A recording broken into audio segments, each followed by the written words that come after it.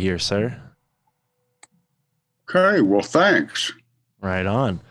Well, let's get started. I don't know if you've been on a podcast before, but you're certainly a veteran in the broadcasting game. You have over 19,000 radio episodes, according to you. You also told me that you're going to mix it up, so who knows if that's the truth or not. But welcome to Illuminati Confirmed, where everything you say can and will be used for humorous and satirical purposes by the court of we three unruly degenerates. I'm your host, Mystic Mark, tuning in our audience of thoughtful wingnuts. Joining me is my co-host, Juan. From the Juan on Juan podcast. How you doing, Ivan? So far, so good. And Chris. What up, Mensa Podcast? How are you? Nice to meet you. Love the hat. That guy's smoking a frop stick. It's a vape. Oh, he's smoking on a. We'll definitely be smoking on this episode because I think we're in for an interesting conversation. You've been in the realms of alternative culture for much longer than I've been alive.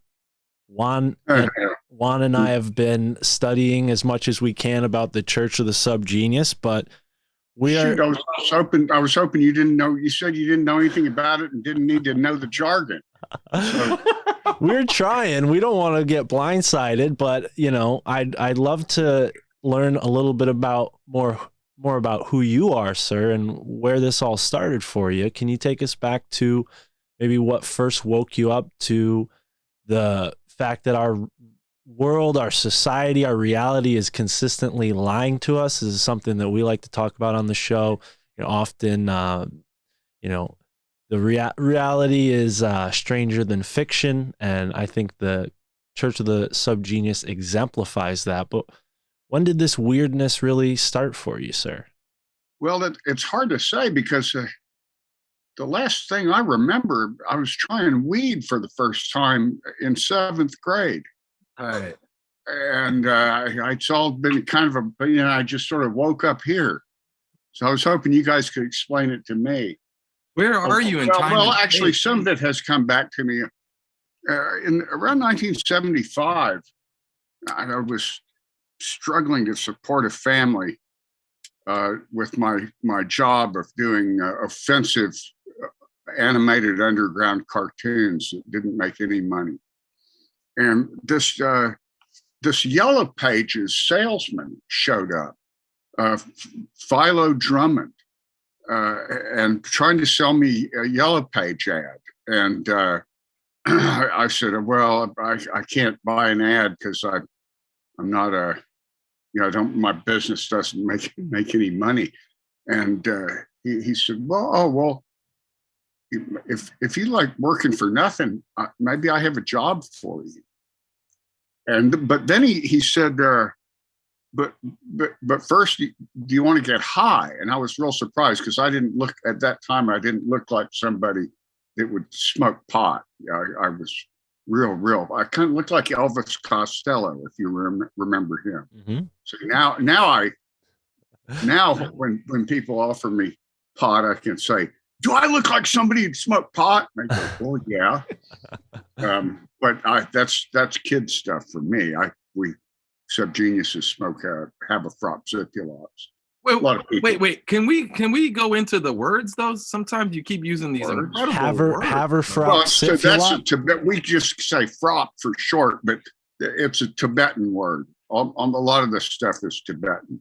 Okay, that's what's in the pipe, right? I don't know why. I'm not sure why, but however, at one point there was some stuff going on in Tibet, because like shortly after Philo got me high, and this was right at my house, but luckily the kids were gone. The next thing I knew, I was in a cave somewhere, and I was being pounded and abused from behind, just being sodomized savagely. And I couldn't really turn around to see, but I could just hear this horrible low chuckling that scared me.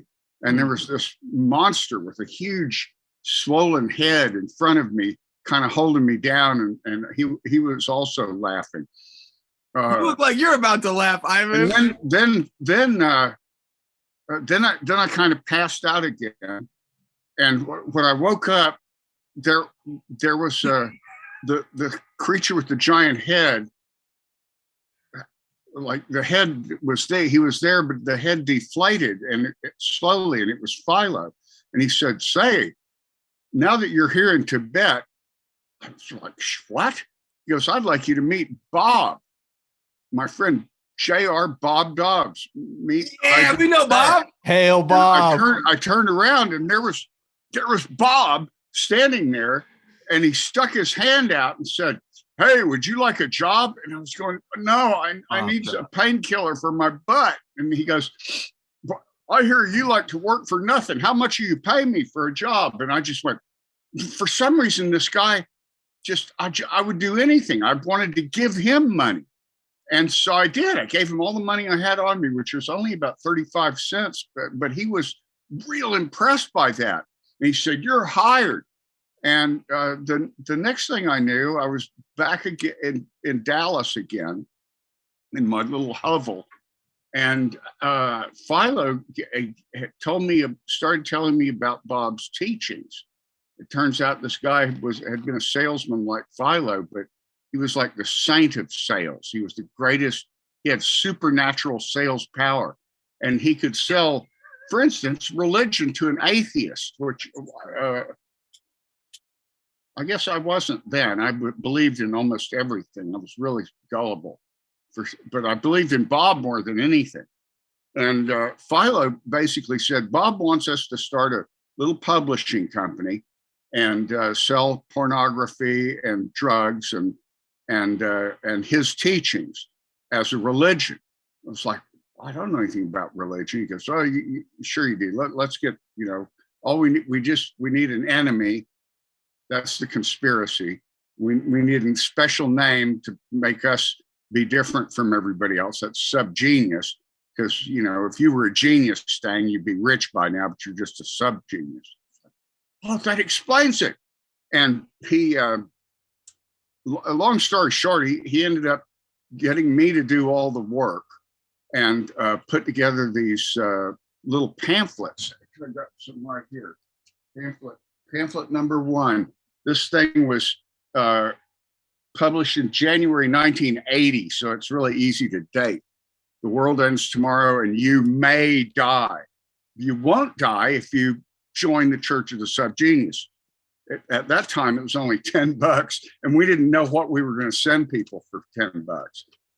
So we studied the Masons. We studied the direct mail ads of all the cults that were very successful. The Masons, the Scientologists, and a lot of obscure ones, like the Church of Beaver Cleaver and stuff like that. I didn't even know who the Discordians were, except that I had read Illuminatus by Bob Wilson and Bob Shea. And that mentioned the Discordian. It had a bunch of funny stuff for this Discordian religion, but I thought it was something Shea and Wilson had made up. It turned out it had been made up by a completely different bunch of weirdos, Greg Hill and Carrie Thornley. I'm gonna pause for a second. This is our next book. It's Carrie Thornley's autobiography of how he got sucked into the JFK assassination. Oh wow! When does that come out? Yeah, he ended up being a sort of a friend of ours. He's been dead for a long time now. When's that book coming out, sir? Huh? When will that book be released? As soon as I finish the foreword, I think. Okay. My friend Onan Canobite really assembled it. I didn't really know that much about Thornley, except that he was crazy and paranoid. But now his book is quite clearly written, and he does it. His main concern is that he sounds crazy and paranoid. He was really worried about becoming crazy and paranoid, and he really did. He actually did become crazy and truly paranoid, which is kind of sad. But he did write that. But anyway, So the next thing I knew, we did this little pamphlets. We were just going to leave them in laundromats, like Chick Comics or Jehovah's Witness Watchtower magazines. That was kind of what we were aspiring to. We hoped to someday do pamphlets as richly illustrated as the Jehovah's Witnesses. And all we had was clip art that came from the Yellow Pages, Yellow Page clip art. Remember, Philo was a Yellow Page salesman. That's where we found the picture of Bob. Bob had been posing for ads in magazines and TV for decades already, just to sort of plant hints of his presence. And we had found all these pictures of him in old magazines. He'd be selling Dobbs hats or pipes, or he'd always be in a hammock and his wife or somebody would be mowing the lawn, or he'd be fishing. He obviously had slack in all these ads. So that was the other element of the religion. What do you have to offer the believers? And that was slack. The conspiracy, which is all people who are not subgeniuses, are trying to rob away your slack. That's obvious. You can't argue with that. Duh. That explains everything. But there was a kind of a time limit on all this. Bob said that the world was going to end July 5th, 1998 at 7 o'clock in the morning. It would end for everybody who wasn't a dues-paying subgenius. Like I said, back then it only cost $10. Now it's $44.99. Price just went up for the first time after 10 years. And you get a lot of stuff for that, by the way. It's a big package. Sign me up. The listeners can't see this huge package full of, we got an 8x10 of Bob in it. That you bursting at the seams. Wow. It's got a little decoder pin, a minister's card. You'll be a real minister. You actually can perform weddings, and I've performed more than I can count. Wow. I mean, really, like dozens of weddings. The money is in divorces, though, guys. Of course. Just, lawyers do a lot better than preachers. What's the website so I can buy one right now? Yes, subgenius.com. Subgenius.com. And if you can spell subgenius,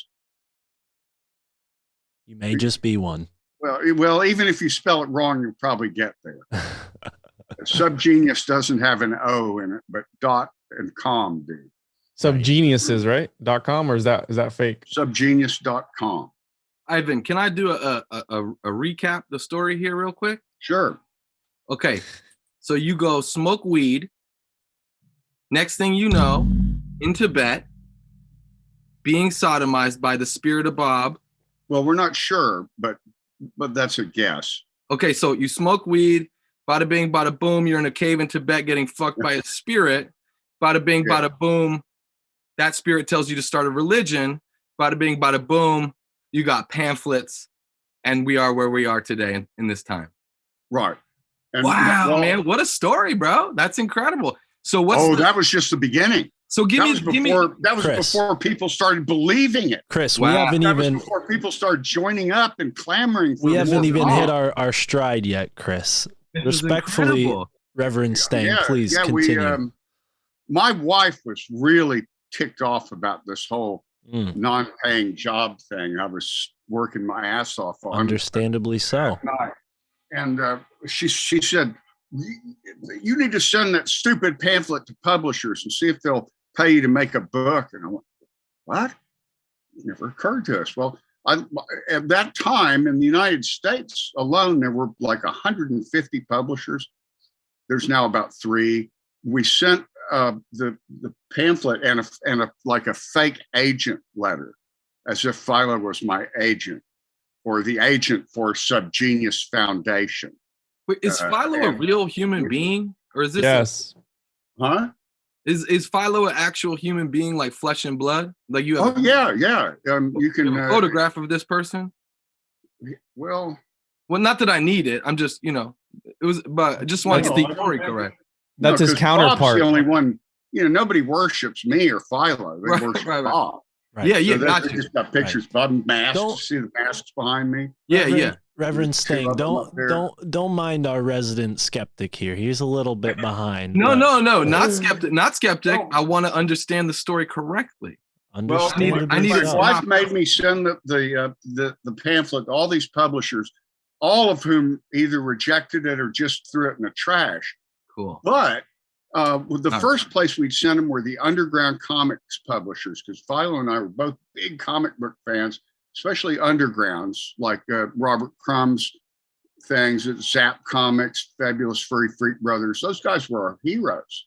Those artists were. Cool. And so we sent them to those publishers, and all three of the main publishers just threw them in the trash and said, why do these kooks send us this crap? But the artists in each of those places, Rip Off Press and Last Gasp, an artist or two would fish it out of the trash and go, this stuff's great. They're using clip art just like we are, because everybody suddenly started doing it. All punk posters were all made of clip art all of a sudden. It was like, cool. We were just doing it because we were cheap. Well, next thing we knew, we had these famous underground artists helping us, sending it to each other, and they reviewed it. Robert Crumb printed our pamphlet in his first issue of Weirdo magazine. Paul Mavrides at Rip Off Press ended up being our partner and doing a whole lot of the best art. And his roommate, Hal Robbins, started. Those guys could draw like clip art. So at that point, Philo and I would give them like stick figure drawings and that we designed, and then they would turn them into really nice drawings. One drawing caused the Secret Service to show up at my door. They didn't even have my name right. They only had my first and middle name. I said, I could have said, no, I'm not him. But basically somebody in the airport had been waving our pamphlets around to people going, have you heard the good news? Bob is dead or something, whatever. And it freaked somebody out.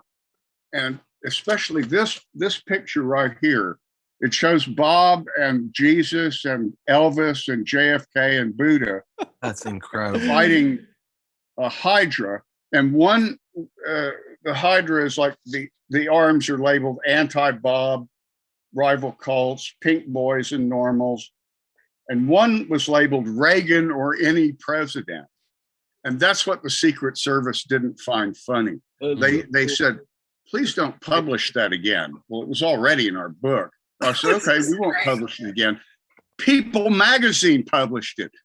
Millions of people saw it. And believe it or not, a glowing review of Book of the SubGenius, which ended up being published by one of the publishers who'd thrown it in the trash first, or a secretary had thrown it in the trash. But this guy was on a picnic in New York with my sister-in-law and found a pamphlet crumpled up on the back seat of her car and went, where'd this come from? This is hilarious. They thought it was a joke. See, I mean, a lot of people think Bob's not real, but my butt will tell you Bob's real. All too real. And large too. Large and in charge. Big old Bob. Big Bob. What's up, Bob? He doesn't show off how many inches he has. Is he circumcised? He brags or about not? numbers of. So Bob's got that thing on him, son. He's got a bunch of things.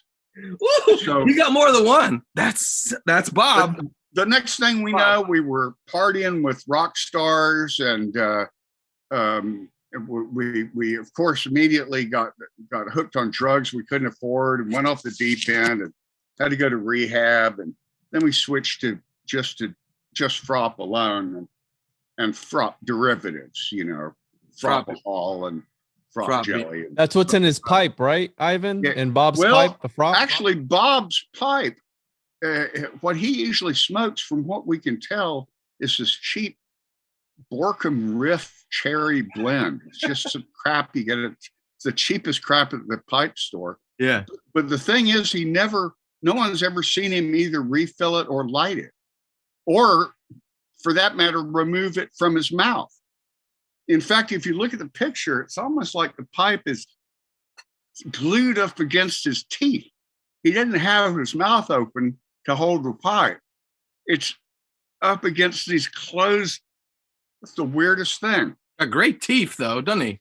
Oh, Bob's got them teeth. well, he's the perfect Caucasian, in a way. Modeled I after. wore that. I wore a Bob T-shirt around Beijing, China, in the '80s, working on a documentary film on my side job, and Chinese just would look at that picture and crack up. They thought it was hilarious. I guess to them it was an exaggerated white man, like a caricature, and they thought, "Oh, little white man knows how ugly they are,"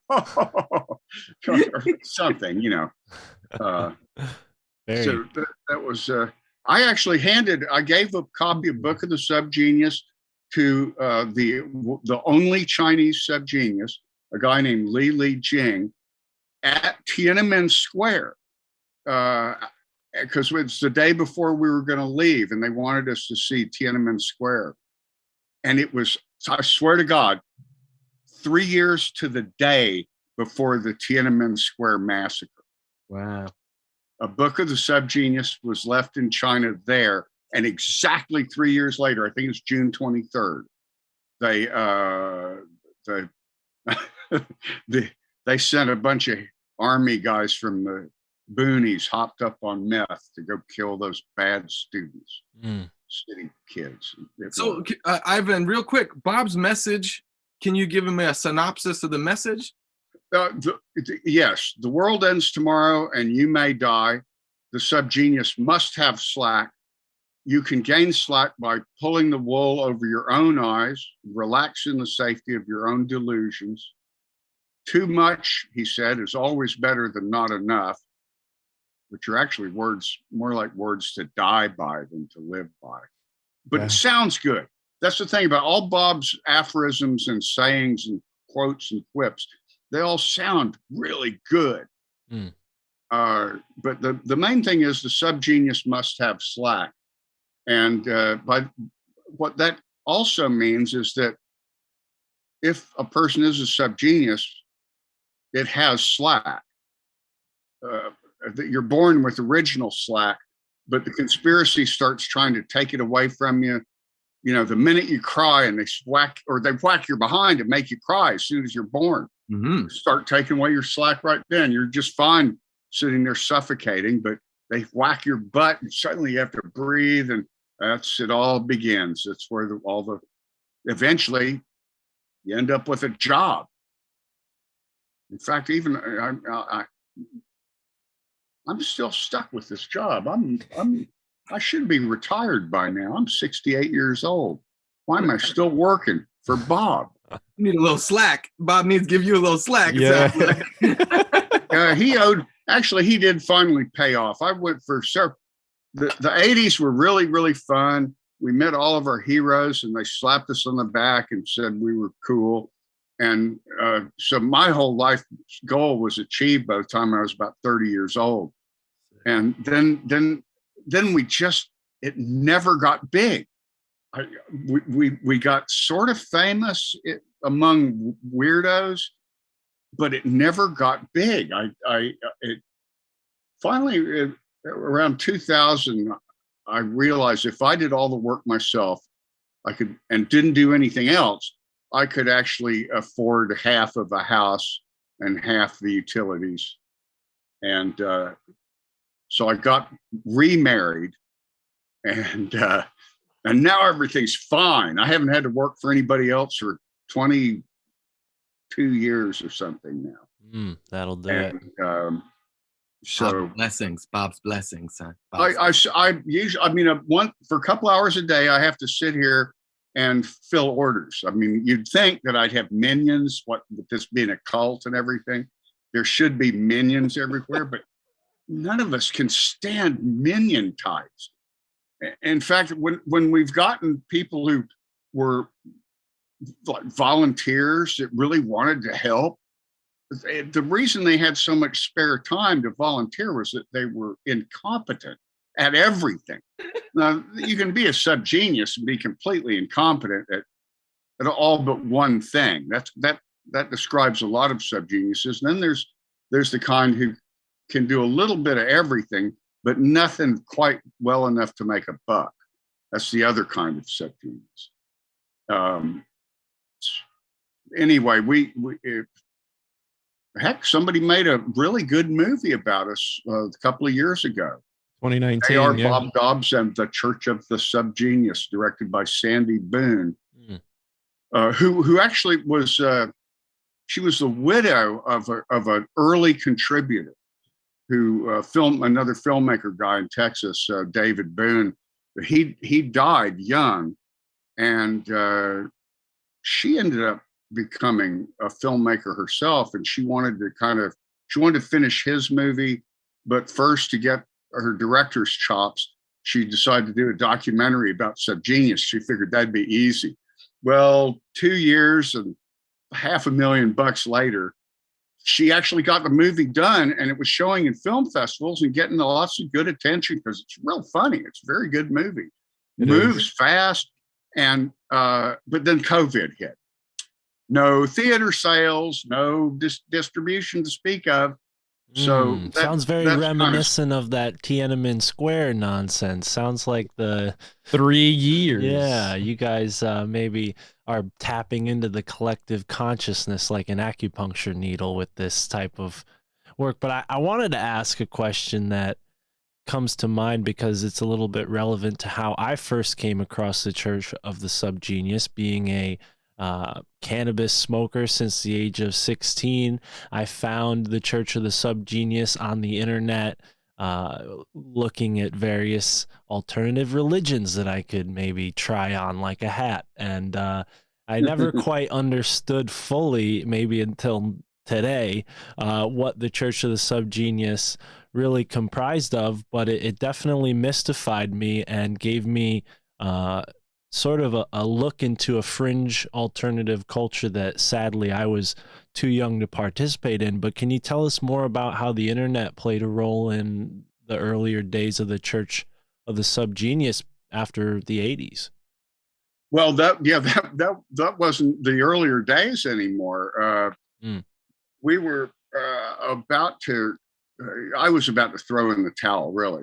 We were doing everything by mail order and checks. We didn't even run credit cards. It was very primitive, and yet I was busting ass. We did a lot of live shows then. We hooked up with different bands, and we do these devivals in bars. I've never actually set foot in a comedy club, believe it or not, but yet I found myself, at least every month in some town, standing up on a stage in between bands, ranting my ass off, and never making quite enough money, and breaking my back hauling stuff to sell. And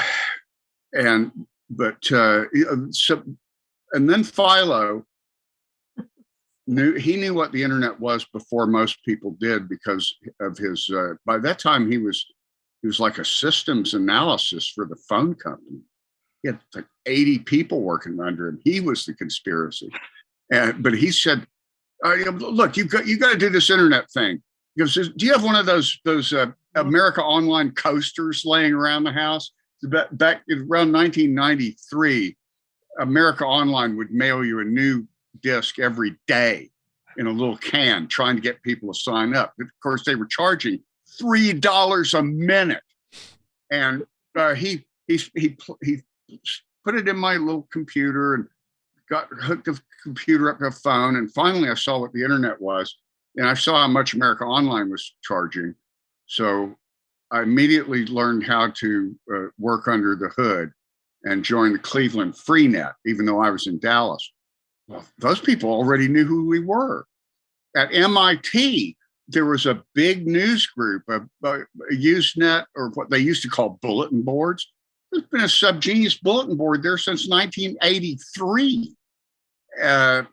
So the internet welcomed us with open arms. And about that time, I got a young partner, Jesus, not Jesus from the Bible, but he looks like Jesus is painted with long blonde hair, white man. You know, he really looked the part. I started calling him Jesus, and so I had Jesus for a partner, and he got us on to using credit cards and modernized everything a whole lot. Then he realized that, well,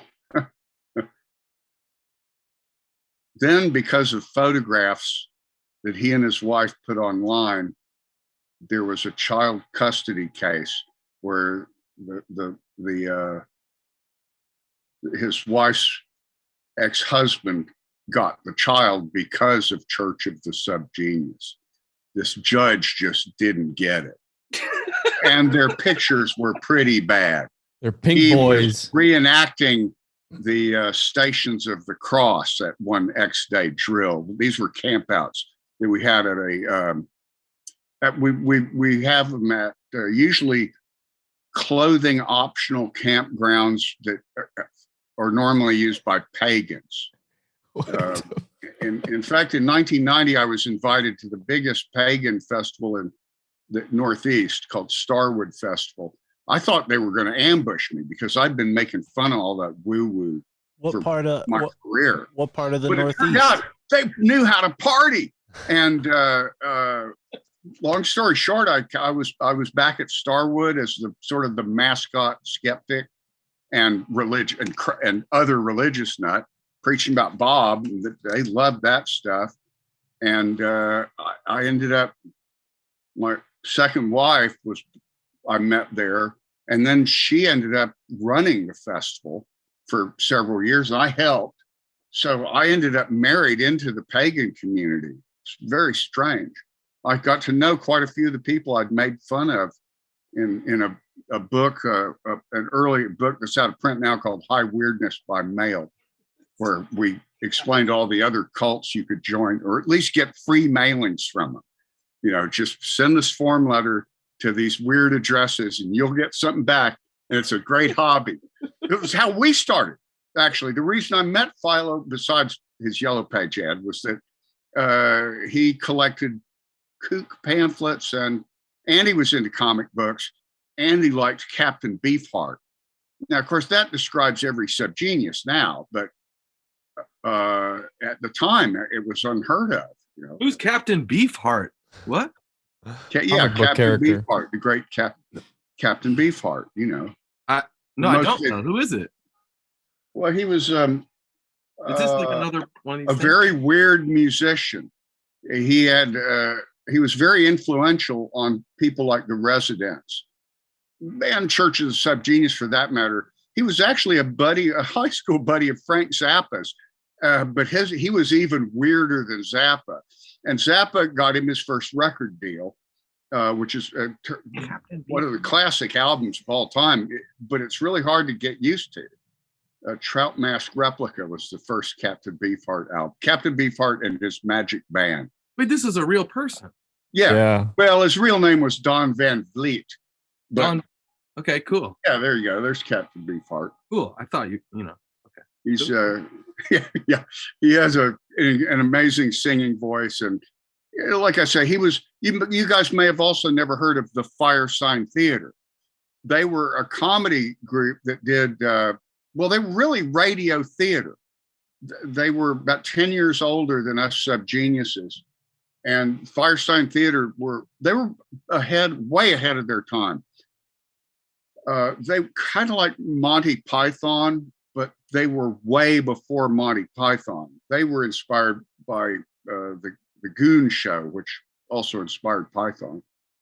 But we were inspired by the Firesign Theater. And we didn't expect to be lucky enough to be them, but we did sort of end up carrying the torch. In that a SubGenius radio show started up in Berkeley on the KPFA, one of those hippie Pacifica stations. And that was in 1982. The Puzzling Evidence show started. I was the first guest. Then Hour of Slack started up in 1985. That was my show. I did at a little station in Dallas. until they kicked me off for, believe it or not, for crazy racial reasons.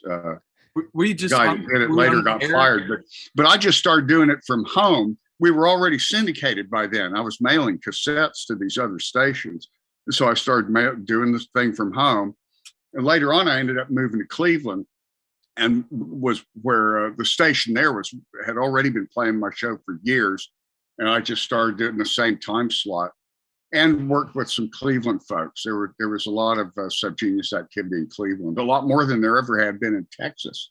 Ivan, what were you talking about on the show? Were you like preaching to people about Bob, or what were you? Oh yeah, a little bit of everything. I mean, we'd preach about Bob some. We'd play music, often mostly unreleased music by SubGeniuses, or off weird stuff. Outtakes. The guys at Devo were our friends. Yeah, that makes sense. I worked on a couple of their music videos, and they contributed to our. Mark Mothersbaugh did music for our little commercial that's on the front page of subgenius.com. Ivan, I'm Reverend Juan Ayala now. Can you sign my SubGenius pamphlet, please? I ordered one. Are you able to sign that for me? Yeah, you only ordered a pamphlet? I ordered the 44 thing, whatever it was. Oh, you've got the membership pack. Yeah, I'm a reverend now, right? I already did. They're already signed. I mean, there's like a letter from me in it, and it's I actually sign each one for real. Awesome. But it doesn't have. When did you order it? Well, while we were on air, like 10, 15 minutes now? ago. Mm-hmm. Yeah. Oh, okay. Ivan, I need to tell you something, bro. You are my favorite guest by far and away, dude. You are great, bro. I love everything you're saying. This is fantastic. And we're only just getting started. I don't trust you. Don't trust anything Chris sounds says. Suspicious to me. Reverend, don't. No, I'm serious. Reverend, we have him here for comedic purposes. Don't trust anything he says. Ouch. Those are my feelings, bro. Those are my feelings. Be careful now. I actually have been. I've done a lot of interviews.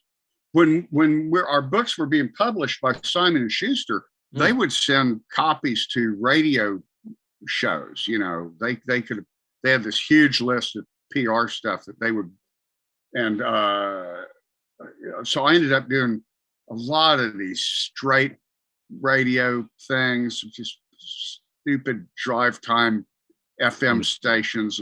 The rock jocks were the worst. They were the dumbest. Honest to God, those I just got to where I just dreaded those because the guys that thought they were real hip, Jesus God, they're so lame. Every time I ever walked into, there were times when big stations would go, "Oh, we heard your little indie show. Why don't you come in and talk about doing a for real show with us?" And somehow, the minute that you started hearing SubGenius material played in one of those corporate offices, everyone in the room knew it wasn't going to work. It's like, no, advertisers would never put up with. We're making fun of people's most, serious things. Totally. And we weren't overtly like putting down Christianity, particularly because hell, that was old hat. Saturday Night Live was already doing that. We were more interested in UFO cults, and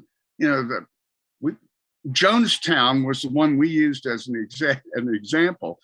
If Jim Jones could talk 900 people into killing themselves, we could talk 900 people into sending us $1. I love you, man. You're my favorite. And it turned out if we'd wanted to, we could have talked 900 people into killing themselves. People are that ready to follow something stupid. We've had to fucking deprogram our own zombies. Yeah, so it'll be these people. Well, when do I get to meet Bob? How did that make you feel, Ivan, that you had that much power? I cross my fingers and go, look, man, I'm gonna have to tell you a real hard fact. Bob, you're never gonna meet Bob. He doesn't care about me. And the dumbest one of all was the richest guy that I ever met.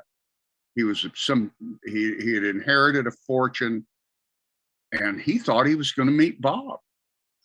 And I couldn't believe how dense this guy was. Over the years, I learned that the rich can afford to be stupid. And there's nothing more dangerous than a drunk rich man or woman, I guess. That's the most dangerous creature in the world, is a super rich person who's really drunk. So they can do anything they want, and somebody else will drive them home.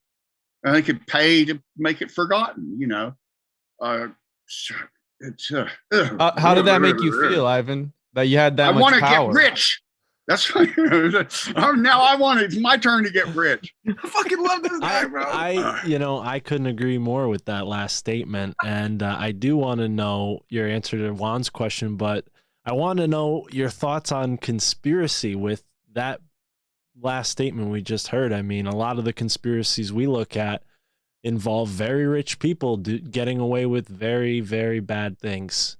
Well, that's all you need is Right. to be incredibly rich. You can do just about anything. The way things are now, I mean, it's like 1% of the people in the country own 99% of the shit. Everybody else is fucked. Sorry, pardon my language. Oh, no, this is please. an internet podcast. Swear right? away. Now, see, if I use this on my show, I have to. If I use any clips from it, I have to cut that stuff. Or bleep it for at least for this. We're down to only about 4 real stations now, but I do have to think about them. They can get in big trouble for stuff. This is your syndicated radio show you're talking about?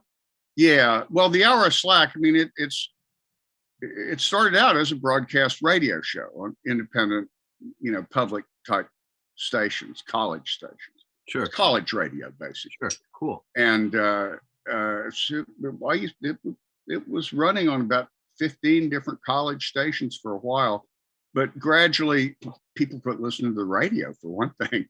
You could, at Cleveland State, I was with the station there for about 15 years. They couldn't get students to come in and do shows. Almost everybody doing shows there were 50-year-old alumni, you know, hadn't had been classes in years, but they still had their same old shows because nobody else would take the time slots. It was nuts. And I now do the show from my desk, basically. Although every now and then we do phone things, or and every X day we would have quite a few of us together to record a lot. X days were great, and we did them up until, well, we're going to keep doing them, but we just lost our venue. We had the perfect place in Florida. It was kind of like a hippie nudist, semi-nudist resort, but it was really nice. That's Juan's house. The person who ran it was real cool, but she's moving it to somewhere else. So we don't have any place to do it this summer. And we came up with great excuses for that. But Juan lives in Florida. We've done 25 of these outdoor events that had bands and people doing like live radio show type things, but mostly it was standing around on the road talking. SubGeniuses meet each other. A lot of them would only see each other once a year, a couple of times a year, but they were special friends, you know. So it was what Philo and I didn't expect would turn into such a social thing. I mean, there's so many the number of SubGenius Facebook pages is too damn high. There's so many of them I can't keep track of them. Right. It seems like this is the most infamous anti-cult, because like you said, you're literally deprogramming your zombies. What kind of feeling did that give you? You're realizing you had such power and you really weren't looking for it.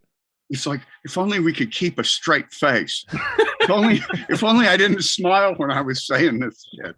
You know, we've got to be like L. Ron Hubbard by now. Oh, for real, dude. You'd have I've got the hat. You have the boat, dude. Yeah, I got the yacht hat. I got the sailor's hat. You got to tighten it up, Ivan, man. You got to be real serious with this shit, bro, because people can, you know, we'll help you, man. I'm in, bro. I'm down. Can I be in? I want to be in. I love this. 44 bucks, Chris. We're about to go into well, I can't talk too much about this, but we are I think we're going to be entering a phase 2 soon. Love it. That's going to be a little different, but Does that involve? we'll see, and it might actually make some real money. Now, ironically, where I'm sitting right now is a big house in the middle of the woods on a ranch property in rural Texas. So it's almost like we got the perfect place for the cult compound. But the problem is, I mean, I just don't like minions. So this X Day is going to be a series of parties, local parties.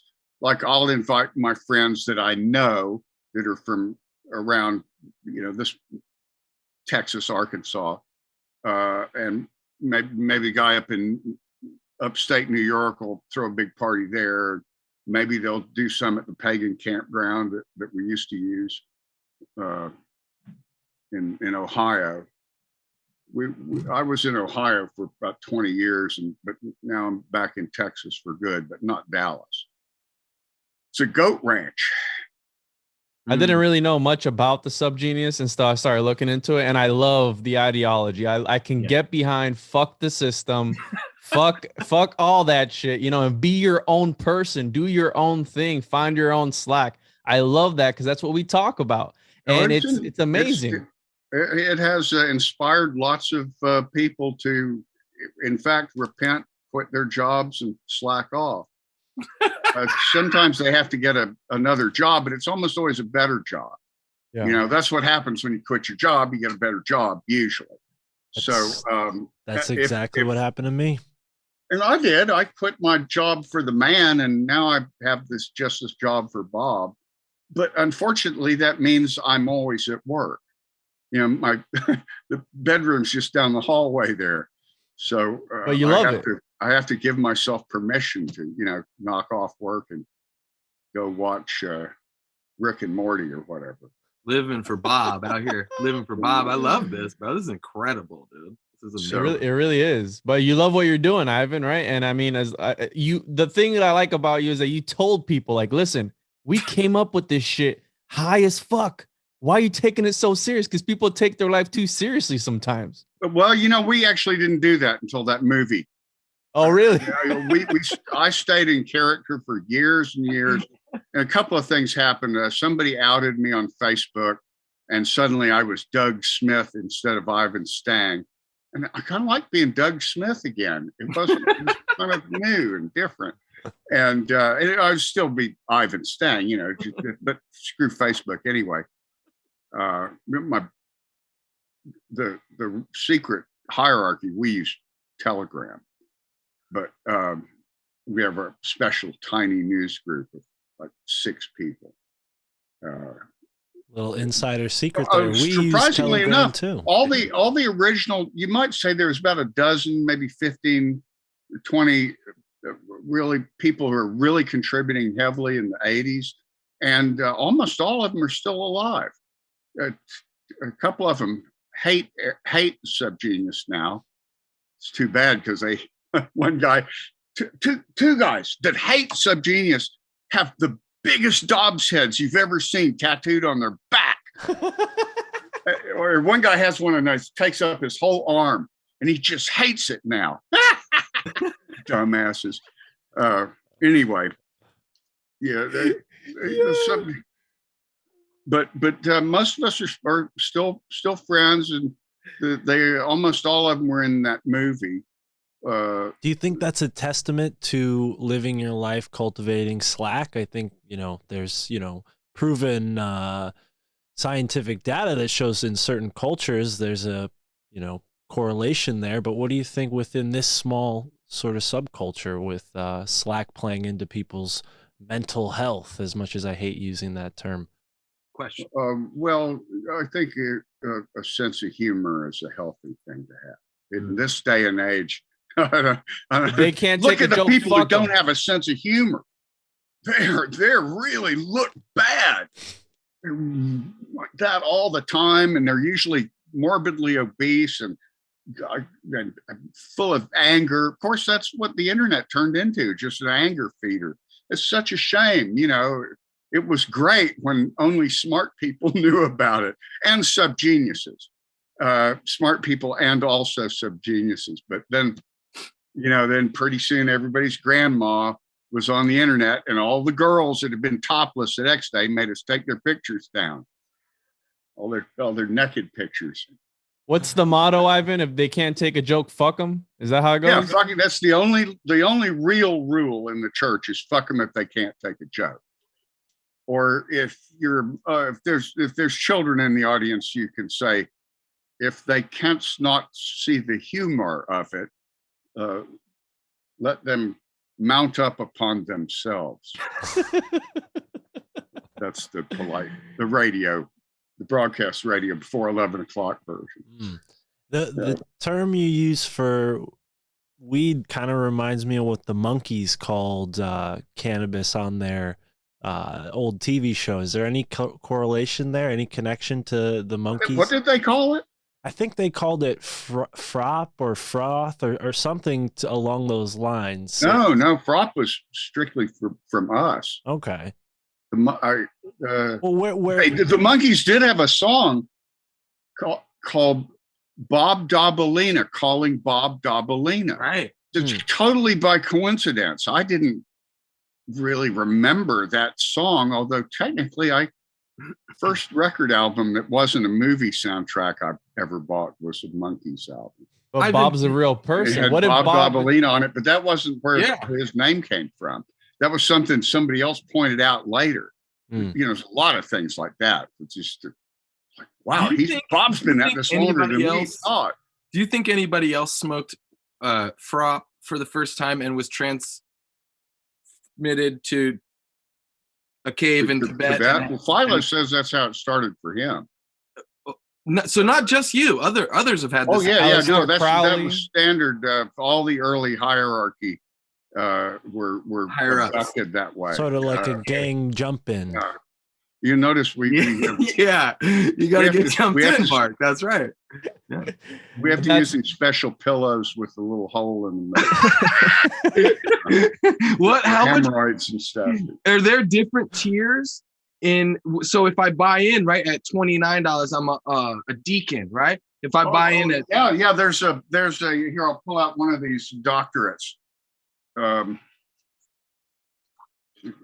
In your marvelous pack, there's these. Wow, I didn't know they were so hard to take apart. Ivan kind of looks like an older Bob, right? Ivan, are you Bob? Are you Bob? No, are you kidding? No, Bob kind of looks like Ward. I don't look anything like Bob. Yeah, this thing here shows Bob. the high EPOPs. That's what Bob is. It doesn't really give a price. It says please inquire. Okay. You'd be an overman for $100,000, an X-man for 10,000. I'm more of an X-man. High Pope of the Unpredictable, $5,000. Supreme Supervisor for $1,000. We actually had a few Supreme Supervisors. That's a deal. That's a steal. They got a plastic card. Was that $4-man, $25. The Drone Man, $10. High Priest of the Repeatership, $6. And for $1, you could be a Whiz Master. I want that. Whiz Master. So, and these are signed by Bob with it's printed. Yeah. And it has my signature and Philo's signature, but they were actually rubber stamps. They're printed versions of rubber stamps of our signatures.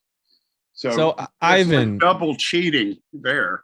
How much do you think Bob has had his hand in all of these ancient religions? Because if we look back, we have these, right? You had a psychedelic experience where Bob revealed himself. You have Helena Blavatsky talking about the ascended masters. Yeah. Is Bob an ascended master? Is he some sort of deity? Bob himself is only about 88 years old, as we figure it, but there've always been Bobs. And of course, we let's face it. I mean, we created a monster from the parts of dead religions. We dug up dead religions. We took the best parts and we stitched them all together. Frankenroot. And there's your do-it-yourself religion, one size fits all. Now, once and for all, Bob can we fill in the settle? blanks? But they're it wasn't Bob that started all those religions, but the alien that calls itself Jehovah One. Right. It has masqueraded as a god. It's a retarded alien from it's an exist actually from Planet X, but it's a kind of a Anunnaki, a differently abled one, and it's lived on Earth for thousands and thousands of years. It started the Zoroastrians, and of course the Hebrews, and a lot of the Roman stuff is based on Wotan is another name, Odin, so forth. Now they're all the same monster. It's all a big invisible space monster in the sky, right. but it is a monster. Now, Right. It's definitely a monster. It's not God. Has this been brought up before? I've seen a group going by the name Pastafarians. Are those guys just copying the Church of the SubGenius? Is there a beef between the you two? Oh no, not at all. They were well, they were started as kind of a protest against something. It's like the flying spaghetti monster belief. The flying. I mean, they did. Some guy just decided, okay, my religion is the flying spaghetti monster. I'm going to stick with it. I think he was at the DMV, and it was, a lot of people picked up on it, and they've been going strong.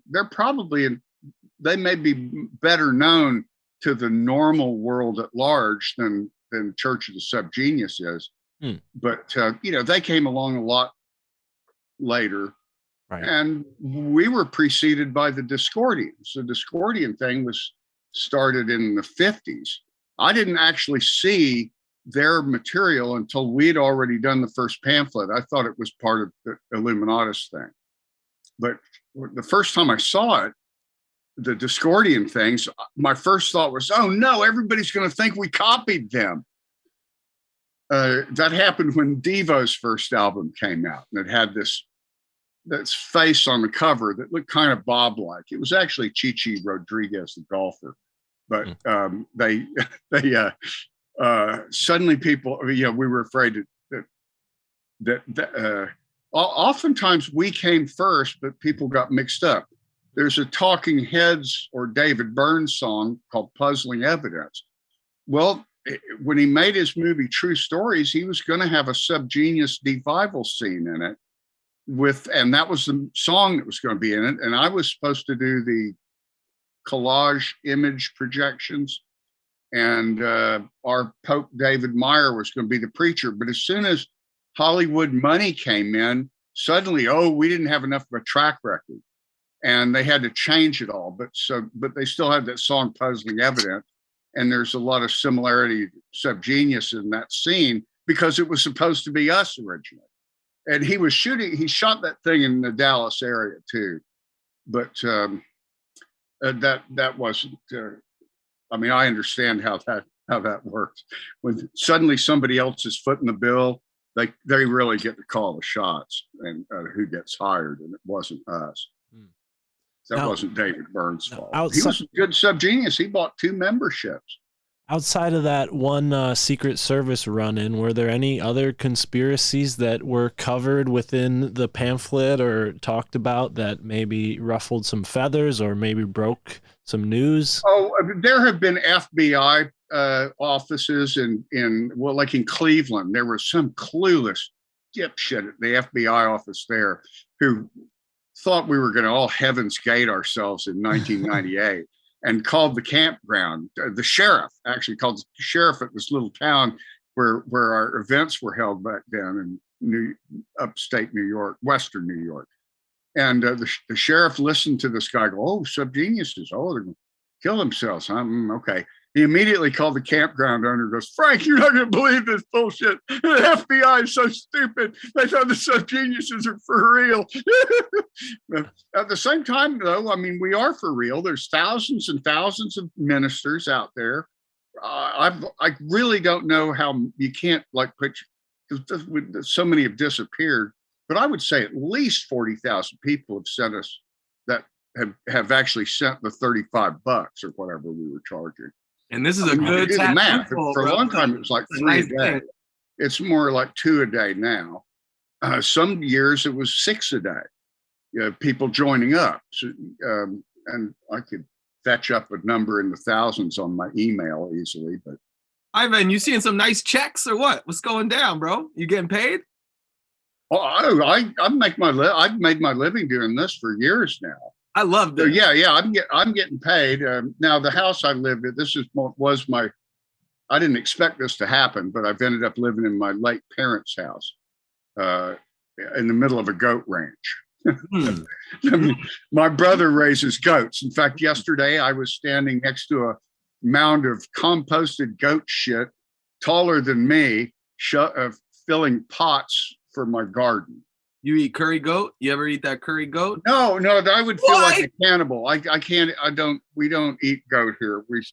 We don't like to think about what happens to the goats after they leave. Bro, you're tripping. That curry goat is the best dish known to man, my man. Maybe. I tried goat once at a restaurant in Portugal, but I didn't like the way it was prepared. Yeah. And I had cabrito. There's a place here in town that serves goat, but it didn't taste any different than. I mean, I couldn't really taste it that much, and I felt kind of guilty. I don't raise the goats. My brother does, but you get. Ivan, would you have done anything differently from when you started all these years ago? Would you have done anything differently when you were starting this, religion, if you will? Not that I can talk about. And they don't have anything to do with the religion. Interesting, because we have an idea for a religion that we've been wanting to start. It's our guy is Nicolas Cage. China? And we're thinking about China is calling you right now, Chris. Is that a normal thing? No, what the fuck is going? You think that was Zoom? Like, yo, don't talk about Bob, son. I was just about to ask Reverend Stang if he's ever traveled outside of that one China experience, and here we have a call coming in from China. But Juan was asking. There have actually been revivals in China. There's an American friend of ours that lives in Shanghai, his Reverend Shining Path of Least Resistance. And he has a small clench, mostly foreigners there. Right on. I don't think we've ever sold a ministership to a native Chinese. Any other countries? And no Russians either. Okay. That I know of. No Russians. Now, oddly enough, there's bootleg Bob shit in China. A friend of mine found a shirt with little Dobbs heads and golfers all over it in China. Not much you can do about stuff like that. Right. Any other interesting countries? Africa, Europe, South America, Australia? Any weird? No, Spanish. Not much from Spanish-speaking countries because those are heavily Catholic. Not hardly anything from Mexico, but a ton from Australia, New Zealand, England, Germany, the Netherlands. We got to travel to Amsterdam a bunch of times. I know I could find my way around Amsterdam without a map. Boy, that's heaven for a tourist, How about recently? I heard they kind of changed their stance on a lot of things over the past few years. Yeah, they're cracking. Well, yeah, because of the Englishmen get too high and drunk and fall in the canals, and walk out in front. And Americans walk out in front of traffic because it's everything's going the wrong way, and just dumb crap like that.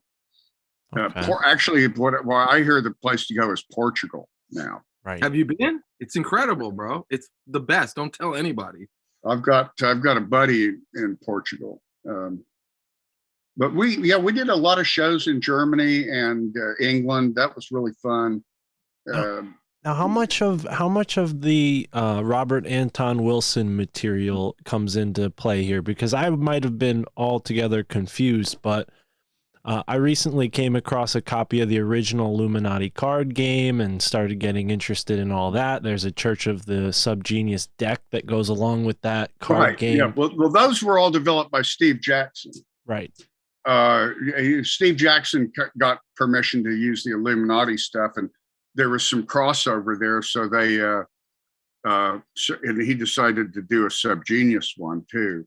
Now, the funny thing is, I got to hang out with Robert Anton Wilson many times because of that pagan festival, Starwood.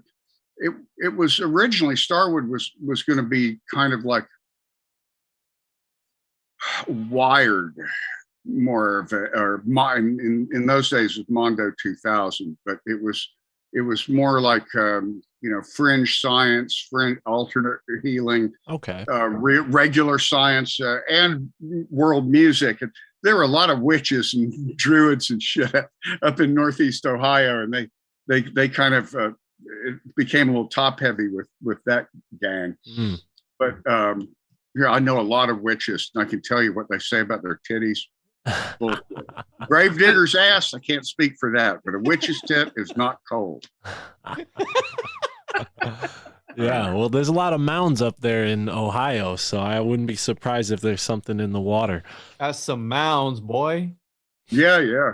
We had there was a turtle mound at the last campground we used in Ohio. Oh wow! Fake. It was made by hippies, not Indians. Mm. But, it looked good. Now, they called it a turtle mound. It was a good place to wait for flying saucers. I'll tell you that. They never came, but boy, I was there at 7:00 in the morning every July 5th for 25 years. Never came. And every time, everybody stares at me. Said they would do the countdown, saucers don't show up, and everybody looks at me.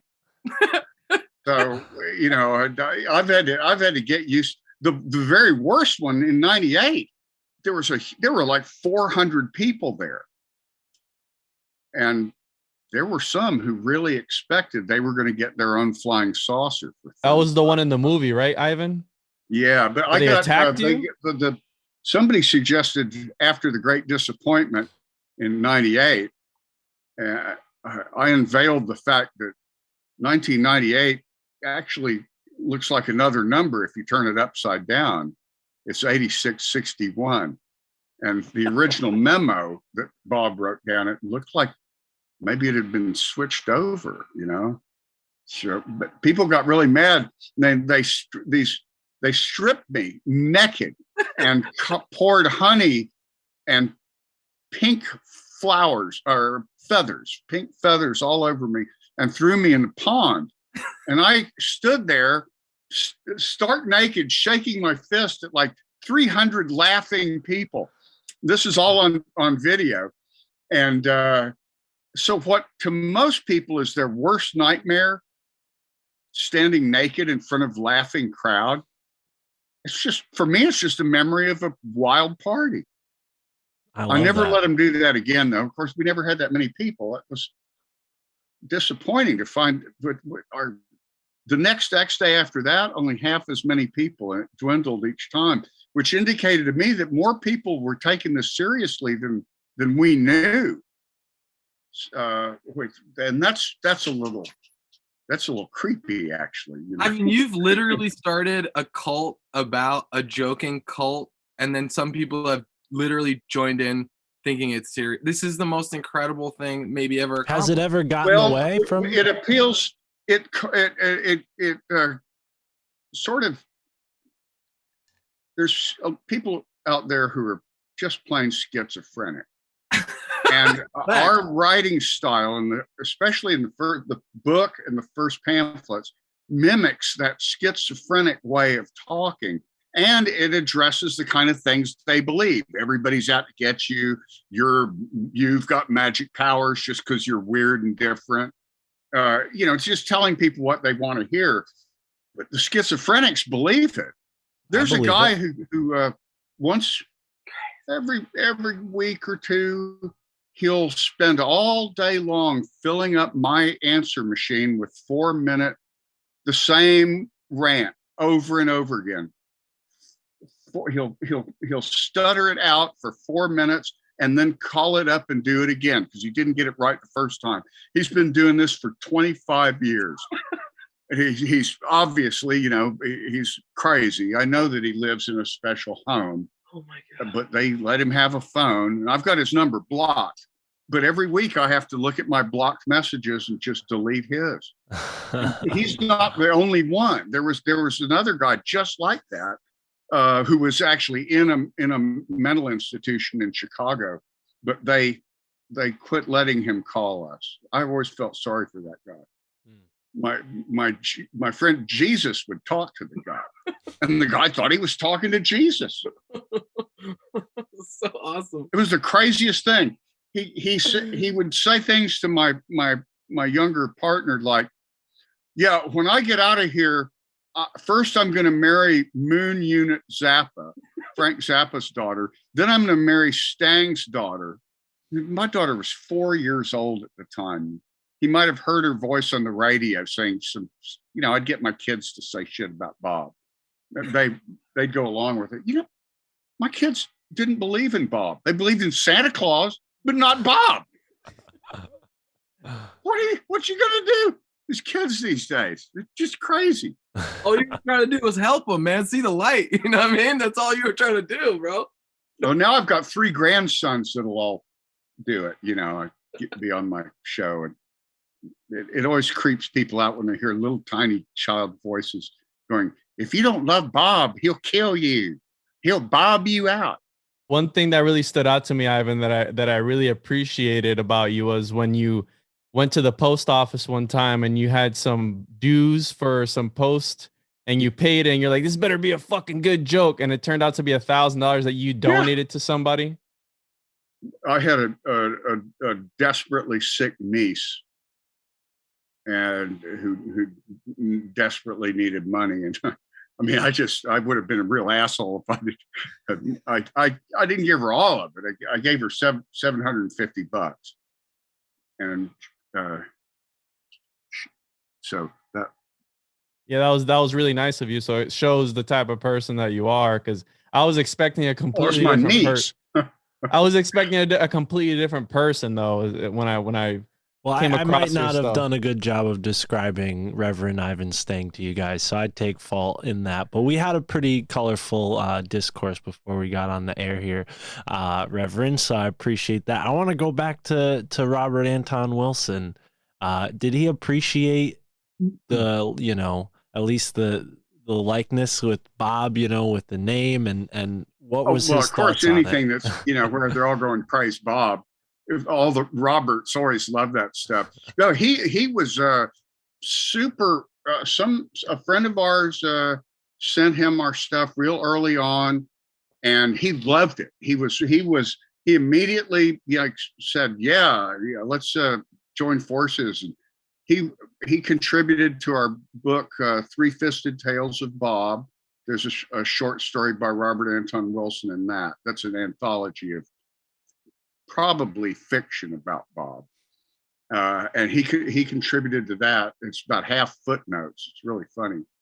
And it's a kind of a Lovecraft takeoff at the same time. And if you look at my YouTube channel in the SubGenius playlist, there's a wonderful rant he did at a convention called Phenomicon, I think, in Atlanta. We both ended up in the same places a lot. Whenever he was in Dallas, I would open for him, and he spoke at that Starwood thing very frequently. In fact, the guy that ran Starwood was his speaking agent, and so I got to actually hang out with Shea and Wilson one night, and it's funny. All they talked about was movies. They're both just huge movie fans, and Pope Bob Wilson was furious at the latest Hannibal Lecter movie because they changed it from the book. They changed the ending totally, and he was really mad. I learned that he and I both had a favorite movie in common. Orson Welles did a movie of The Trial by Franz Kafka in the 60s, and Pope Bob just thought that was the greatest movie ever, and so did I. I kind of ripped that movie off myself on a movie that wasn't really, well, it was related to SubGenius.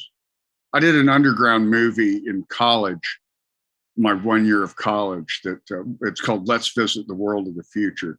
It really rips off Robert Crumb more than anybody, and Firesign Theater, but I borrowed lighting style and location looks from that Orson Welles movie. Just so we can be clear, there's no beef with Discordianism, because I'm a pope. I'm already a pope. I did that right, sure. Okay, we all are, aren't we? Okay, cool. Yeah, I mean, yeah, we all are. Yeah, exactly. Yeah. No, we didn't. We never. Of course not. Now, some Discordians want like to be in some sort of competition, but it's like they've never even had a centralized PO box. They're Discordians. Yeah, and they're the most disorganized religion ever. Much less organized even than Church of the SubGenius. And there have been a few times when, like, Time magazine had a poll around the turn of the century when it was about to be the year 2000. They were going, they did various polls. One of them was fraud of the century. The readers would submit their vote online for fraud of the century. Well, most people put in things like L. Ron Hubbard and Rush Limbaugh, and Time wouldn't let them. It was like, no, those are real frauds or something. I don't know. So Discordians did not want Bob to win fraud of the century, and they didn't have anybody to run in. But so they sort of randomly picked Geraldo Rivera, and it really was a contest. You could see online up to the deadline. You could see the numbers going back and forth. There'd be, Geraldo would be ahead. That was the Discordians. Then the SubGenius would be ahead. But in the end, Time discovered that most of the votes for Geraldo Rivera were bots. There was one Discordian using a bot, whereas the SubGeniuses were for real. So Bob won fraud of the century in Time magazine. And but they misprinted it. They had their list of different poll results, and under fraud of the century, it just said Bob is, and they left off. It was a misprint.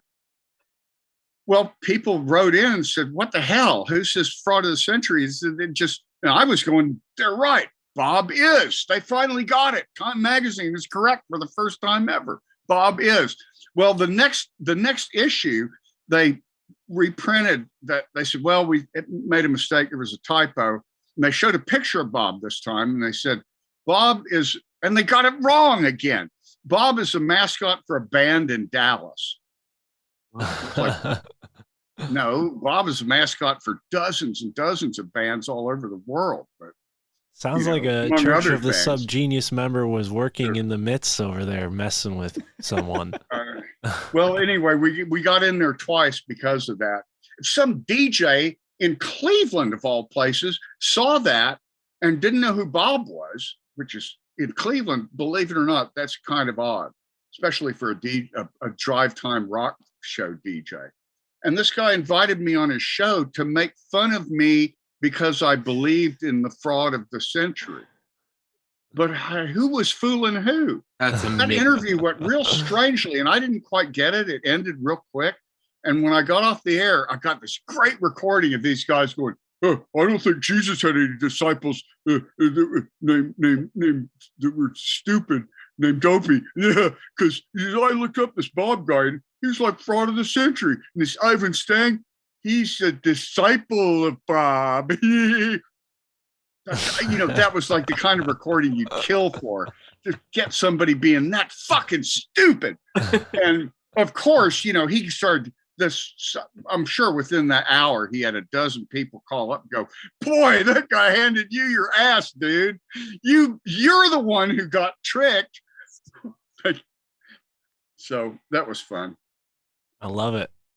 I'm wondering, you know, outside of the cult accusations, which obviously haven't gone anywhere because there's really nothing to look at besides the satirical sort of pseudo cult. Were there any? Well, actually, no. There's the FBI guy that thought we were going to kill ourselves. Right. The New Jersey Highway Patrol Handbook has a picture of Bob as an example of satanic cult. There was a guy, a consultant was teaching police officers in Cleveland about cult and gang graffiti, and used a picture of Bob and said, "This is Bob. The gangs use this to mean Bob is watching you." Like, which gangs? Yeah. I go, huh? Yeah, Bob is watching you, and it's our gang. It's kind of like our gang in the Little Rascals, you know. Right. That's the level of gang it is. Right. Well, it's fun to see the systemic incompetence, but you know, when it comes to actual, you know, fringe people obviously being attracted, were there anything, you know, was there anything that happened like in the realm of hacking or maybe even actual crimes that, you know, you guys were maybe not associated with directly, but the result of, you know, this kind of being in the fringe culture? Yeah, the very first time we ever got mentioned in foreign newspapers was at the Second World SubGenius Convention in Baltimore. This really adventurous artist who goes by the name Tentatively A Convenience.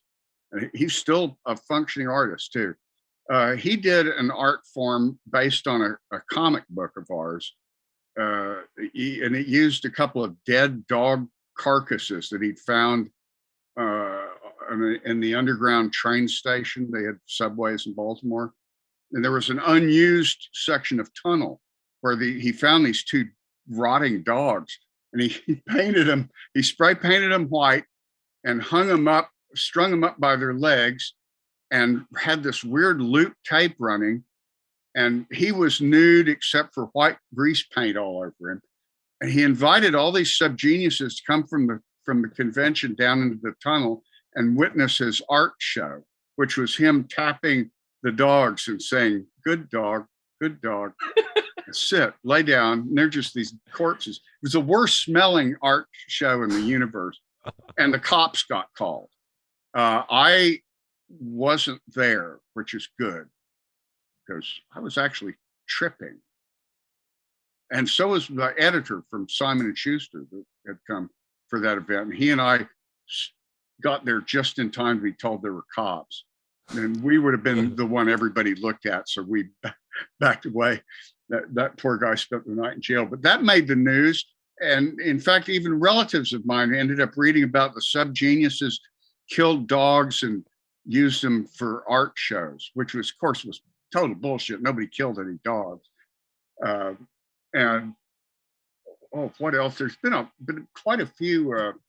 I've had to kick people out because I found out they were what you might call sexual predators, taking advantage of stupid people. And there was the child custody case. There's been plenty of others. I'm trying to think. Oh, the graffiti has been a problem. I started getting letters from the Cleveland Transit Authority, the bus company, saying, "You got a cease and desist putting your ads on top of our ads." You know, and the ads in the bus were apparently getting little subgenius Dobbs heads stuck all over them. And I had to go, "Oh, look, I can't." You're like asking a spray paint can manufacturer to end the graffiti. I'm not in I wasn't in Cleveland then. It's like I have no idea who's doing that or why. Well, I later did find out it was a Pope, the late Pope Jimbo. He was the most active guy in Cleveland. He hired his son and his son's buddies to help him go all over Cleveland, especially the flats where all the clubs were, and put Dobbs heads, stencil them stenciled Dobbs heads everywhere. The cops caught him orange-handed with orange spray paint, doing it, and the cops go, "What's going on here?" My friend Pope Jimbo, out of the blue, he goes, "It's okay, officer. It's supposed to be orange." The cop goes, "Oh, okay." It's kind of like, these aren't the droids you're looking for. Yeah. and the cop just went away. There was another case very similar in Los Angeles. These kids got busted spray painting Bob all over. It was a bridge abutment or some place already had a lot of graffiti on it. They got caught, and the cop took him into the jail. And this assistant DA gets the arrest report, and he reads it. It says, "Spray painting pictures of a man with a pipe." He goes, "Show me a picture of this." The cop shows a picture of the crime, and the assistant DA happens to be an early subgenius, and he goes, "Oh, that's just Bob Dobbs. Let him go." And those two kids were like, "Oh my God!" They were ecstatic. I actually have the arrest report from that, because that DA was we had a friend in common. So I learned about that through a close friend, and ended up with a copy of that report. So most of the crimes ended up with a happy ending. Nobody actually got hurt or even thrown in jail. I want to say something real quick. I have a buddy of mine, Reverend Dr. Kaiju Digger. He sends his regards. He's a big fan of yours. So I told him I would send his regards on his behalf. So he says What's hi. His name again? Reverend Dr. Kaiju Digger. Kaiju Digger. Yeah. That's a good one. Yeah, that is a good one. As someone who lives not too far from New York City, I love finding that kind of ephemera, posted all over signposts and walls and graffiti, and it's really cool to, find like a little zine talking about fringe culture. How far do you guys go now with publishing this stuff? Is it all mainly the titles that you've created over the years, or are you still creating pamphlets that go out? Or maybe not yourself, but are there any groups? We've because it's so easy to self-publish now with print on demand. We're doing books again. In fact, we did in the past, we did 4 basic commercial books that were in bookstores. Book of the SubGenius was the first one, and it's still in print. You can get it from Amazon. If you get it from me, it's signed. In fact, all of these, I signed the foreword if I didn't write the actual book. But most of our stuff is really out of print. But I'm thinking we're going to reprint them. I have the rights to the fiction anthology, and I think the very last book we did. And there's only one that I don't have the rights to. But we started publishing. We have a lot of plans. We're going to reprint our old magazine, The Stark Fist, and got a book form reprints. That's I've already scanned those. I don't know why I haven't done that one yet. But we printed 3 fiction books now, and there's one that just came out. This is the funniest one, and it's the most expensive. We printed it in hardback. Only 50 numbered copies. It's called The Agent and Mr. Dobbs, about a naive FBI agent who's assigned to follow Bob Dobbs. And it's insane. I've actually written 2 SubGenius movie screenplays, but if somebody came to me and said, "I've got big bucks for a SubGenius movie," I'd hand them this, because it's actually better. And I'd love to see that. We're gonna reprint it as a cheaper paperback. It's $50 is kind of an experiment to see, make a collectible, and it worked. I sold half of them the first day that we announced it. Bro, make them $500. Fuck them. Well, that'll be the next step. But there's a SubGenius science fiction book called Eyelash that we printed. I think we've sold about 50 copies of that. And my old radio spouting buddy from Cleveland, Lonesome Cowboy Dave. He wrote a sci-fi book that's not really subgenius related exactly, but it's weird enough to be.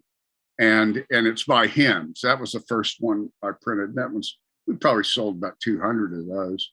That's not, for self-publishing, that's about all you can expect if you're not hooked up with a big distributor and all that.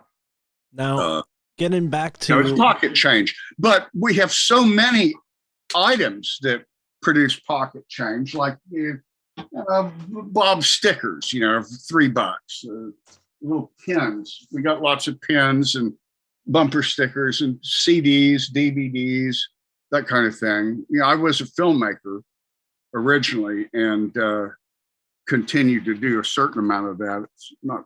Oh, and there's a Roku channel. There's actually a subgenius channel on Roku. It's a subset of a bigger channel called OSI 74. And Philo curates the subgenius section of that.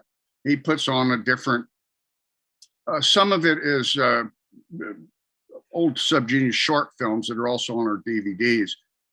But a lot of it is just obscure rarities and really bad movies that, are so bad they're funny or they're legendary for whatever reason. And a lot of collage type stuff where people do cut-ups of there's one film called Sex and Violence. It was made by a friend of mine.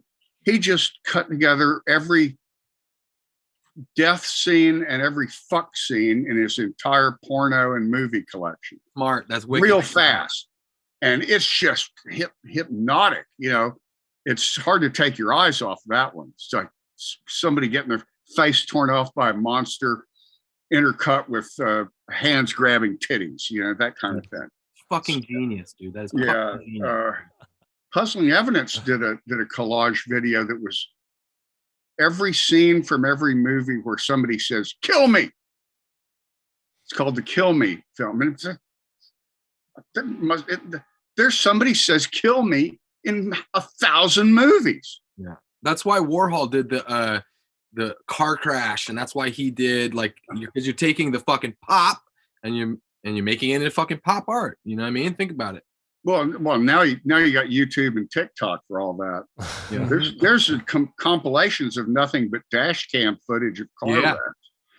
Ivan, is there any esoteric information in the canon of Bob's teachings? You know what I'm saying? Or is there any kidding? Is there loaded with coded informations? What hell yeah. Okay. For just from there's hieroglyphs, okay? Yeah. In this book, at the beginning of every chapter, there's these special subgenius hieroglyphs. Mm-hmm. These have, by the way, been turned into a font, a symbol font. Cool. We've seen more trademark violations from that than you can imagine. Well, let me put it this way. When I was assembling this book, in a lot of it in this house, my parents' house, because they have a table that's enormous, but also my dad, like this right here is directly taken from, it's inspired by a Kabbalah. Yeah, the tree of life. That's a real standard Kabbalah thing. Yeah, sure. My dad was a Mason, and he had this incredible book called The Secret Teachings of All Ages by Manly P. Hall. And every Mason has a copy of that. Oh, all right. Oh, well, get this. My dad had the big gold embossed version with all the pictures inside are in color. Oh, there you go. So you gotta have that. Well, we've got one here that's like the giant fancy one because my father was really into it. Wonderful. Well, you're right at home. I think, Chris, excellent question. That was something I wanted to get into is like, what are some of the actual influences? And I think you just summed it up in a big way there. Are there any that maybe you think we might not be familiar with? Any sort of deeper esoteric tomes that you've been influenced by? Well, Philo and I ripped off all kinds of goofy little. There was a Masons ripoff called the Mayans that was, I think, was, like trying to be the Hispanic Masons. And I don't think they lasted, but we got their little package. It was pretty good. The Jehovah's Witness graphics used to be really wonderful. They did paintings, of Book of Revelation type stuff. Right. Their Horror of Babylon was always really hot. Original conspiracy theory stuff was influenced by that apocalyptic Christian mindset. It just kind of got revamped into a more realistic view centered on the actual corruption of our society. I think what the Church of the SubGenius really does a great job of is kind of poking fun at that. And we often use the term black pill in this podcast community to denote somebody who's, taking this information that can be pretty overwhelming and just influencing people to feel doomed, right? And we try to put a positive spin on things and make things optimistic and avoid those black pill conversations as much as we can. And I think the Church of the SubGenius really is the OG of that. They've been doing that since the beginning. I wish that we'd been a better antidote for QAnon. Because there's shit going on now. If you look through Book of the SubGenius, which mostly put together around 1980, 81, 82, we have these list of predictions, Dateline for dominance. Well, it's just ridiculous, absurd shit that would never happen, except that it's all started happening. and it's like Mike Judge, who did that movie, Idiocracy. Idiocracy. It's like he was horrified to see it come true so fast.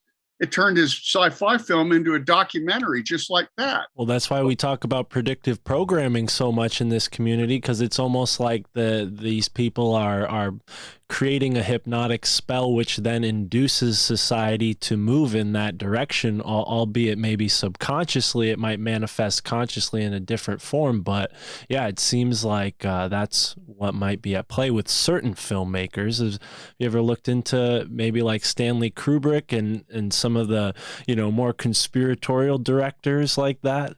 Well, yeah, Philo recently found that that documentary that's purport, or a book or something that purports to show how Kubrick had all this intense symbolism in every dripping. Well, I don't believe that for a second. That's just, you can obsess over a great film and decide that it's packed with subliminals.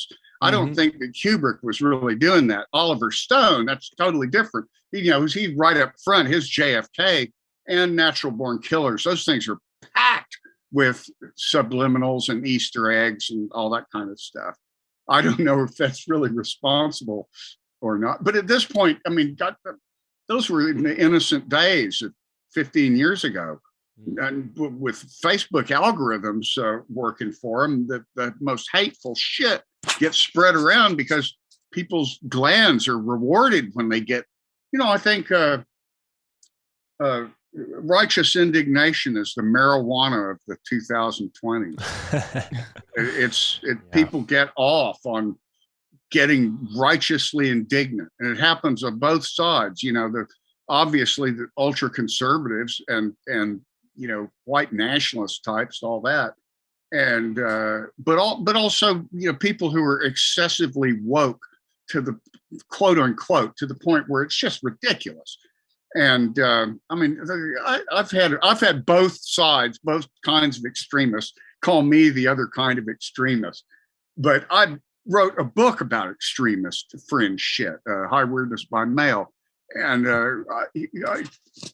I actually feel like I'm in the middle of the road, but about 50 feet up on a pole, kind of looking all around.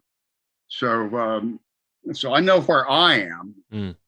I'm the sanest individual in the whole world. And I can see the levels of craziness as they get worse and worse, rippling out of way. And I'm trying to keep the crazies away. It's much easier now that I live out in actually, we live in the middle of Trump country, but we live in the middle of nowhere. Town is only 10 minutes away, but I basically can do everything by mail order. We go to the post office, the bank, the fancy beer store, grocery store. They're all in the same place. The town is so damn small. It's a nice place to live, oddly enough, because it's not a depressed rural Texas town. It's a tourist destination. We have a dinosaur state park here that has famous dinosaur footprints in the riverbed, and a dinosaur theme park and creationist museum. It's fucking hilarious. And a wildlife preserve and a bunch of big fancy Christian play. So it's like a lot of tourists. And we have a nuclear power plant right out the window. I can open my window and see a two-domed nuclear power plant. So it's actually a prosperous town, and not particularly depressing. It's really quaint. And we even have dinosaur tracks on our property.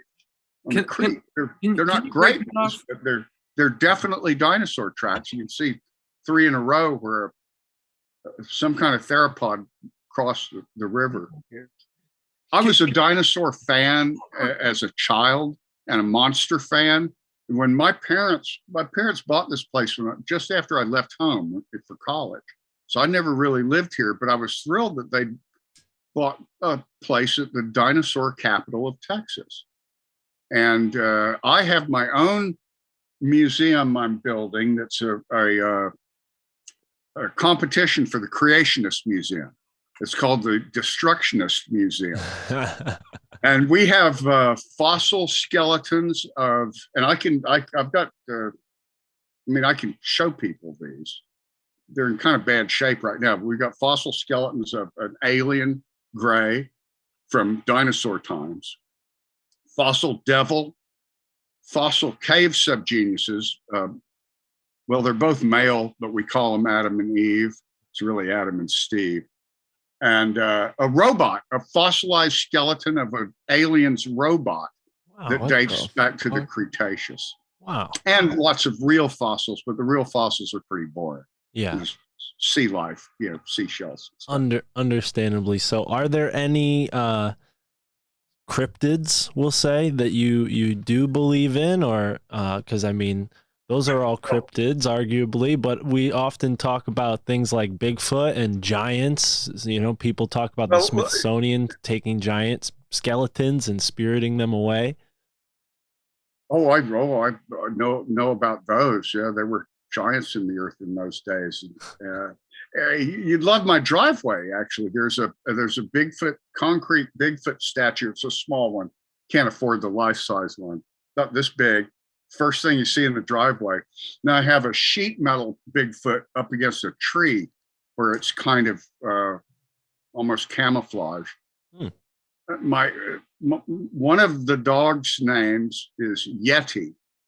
The biggest dog is named Yeti, and his sister is named Chupi for chupacabra. Okay. Now I have never. I apparently was abducted by aliens at one point, and they made it so that I cannot see aliens or UFOs. So I've been the one guy at the trailer court that didn't see anything. And everybody else is going, you didn't see that UFO?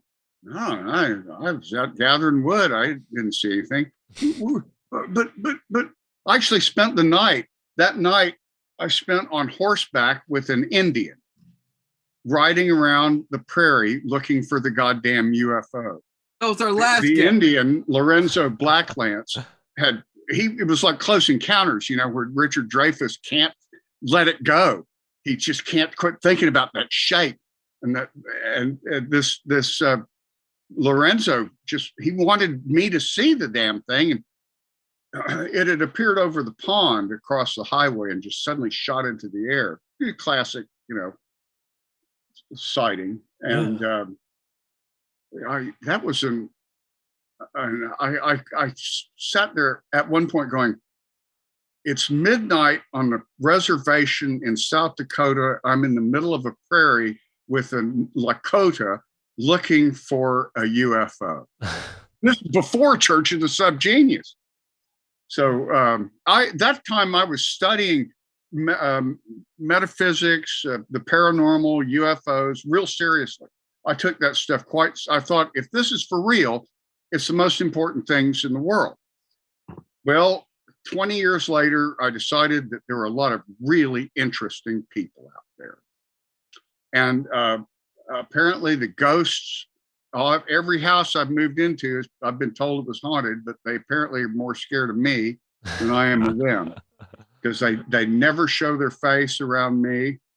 And I went from kind of half believing just about everything to junior scientist. And now I really am a junior scientist. I'm studying all the science I forgot as a kid, everything, geology, chemistry, even mathematics. I'm trying to learn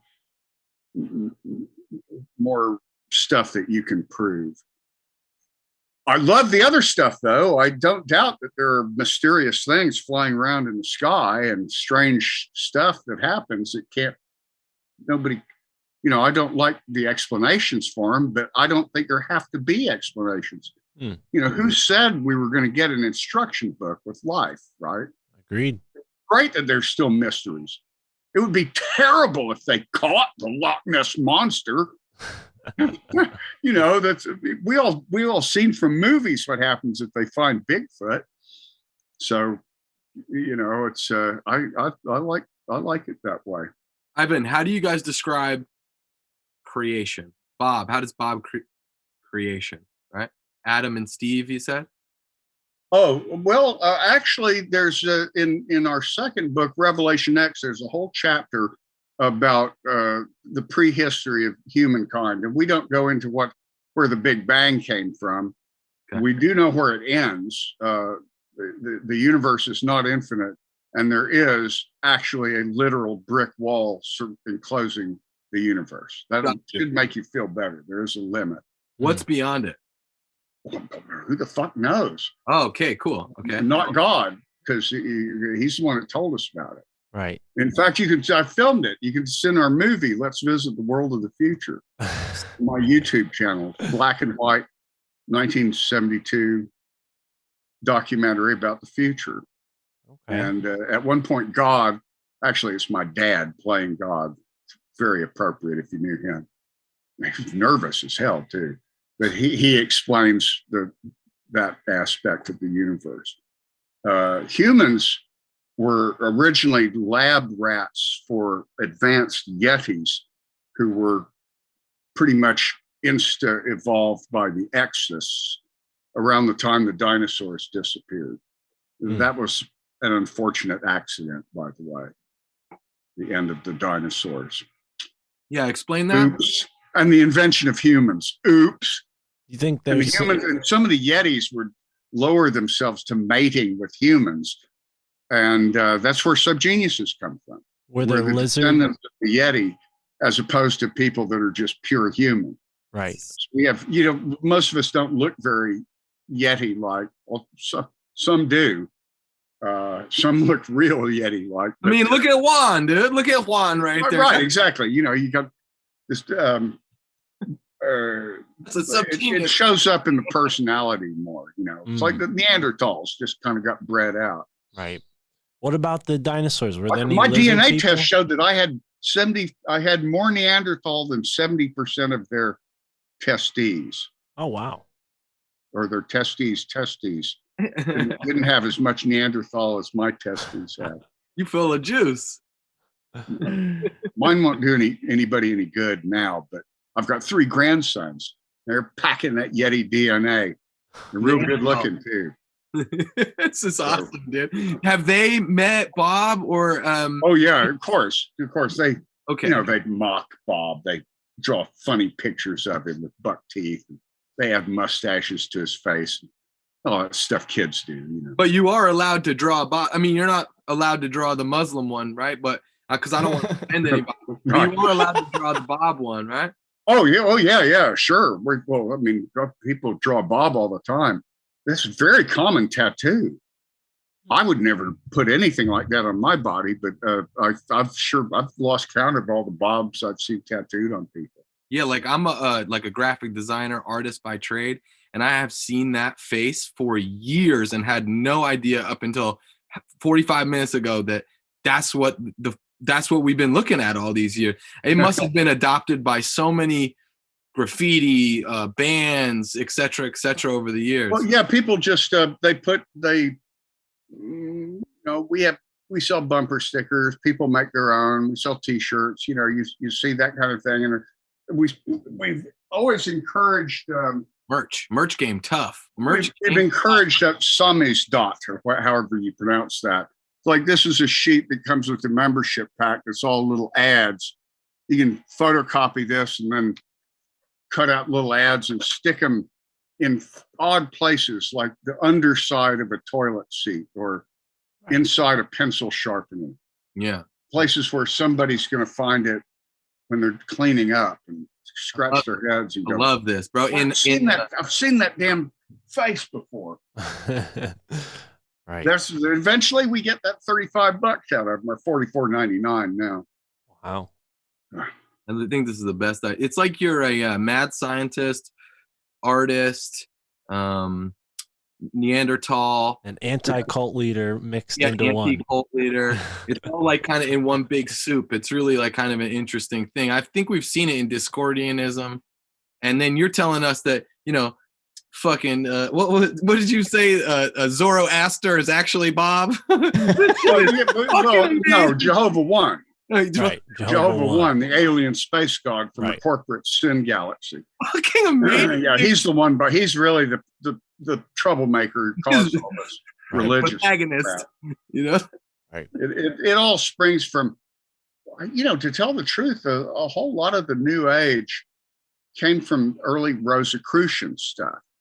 Well, the Rosicrucian thing is derived from a series of satirical pamphlets that were assigned the name Christian Rosencrantz, but that was a fictitious person. There were two guys that were kind of making fun of the metaphysical beliefs of their time, and they put out these pamphlets, but all kinds of smarty pants and geniuses went, well, they may have thought they were kidding, but this resounds with the truth. I know this is true. I've had people do that to me. They're going, well, you're channeling this stuff. I'm going, no, honest to God, we just got high and we just come up with this shit. I mean, my buddies, you know, believe me, it's my buddies every bit as much as me. I am the one who did most of the recording and writing down and editing. No, so I did a lot of the dirty work, you might say, preservation of things people said at parties that cracked people up. But I've had people insist, no, it's the secret, the invisible college is putting this stuff in your head. Going, no, we were looking at old Masonic and fucking Jehovah's Witness and Rosicrucian shit. All you got to do is read the Bible for about 10 minutes and suddenly you can talk that way. You know, we were surrounded by Christian radio in Dallas. Philo and I would turn on this K-Sky, Voice of the Gospel. It was never-ending source of inspiration because it was these old hick, sincere preachers and just money grubbers, you know, from the Bob Tilton types to the Jimmy Swaggart types, the homegrown ones.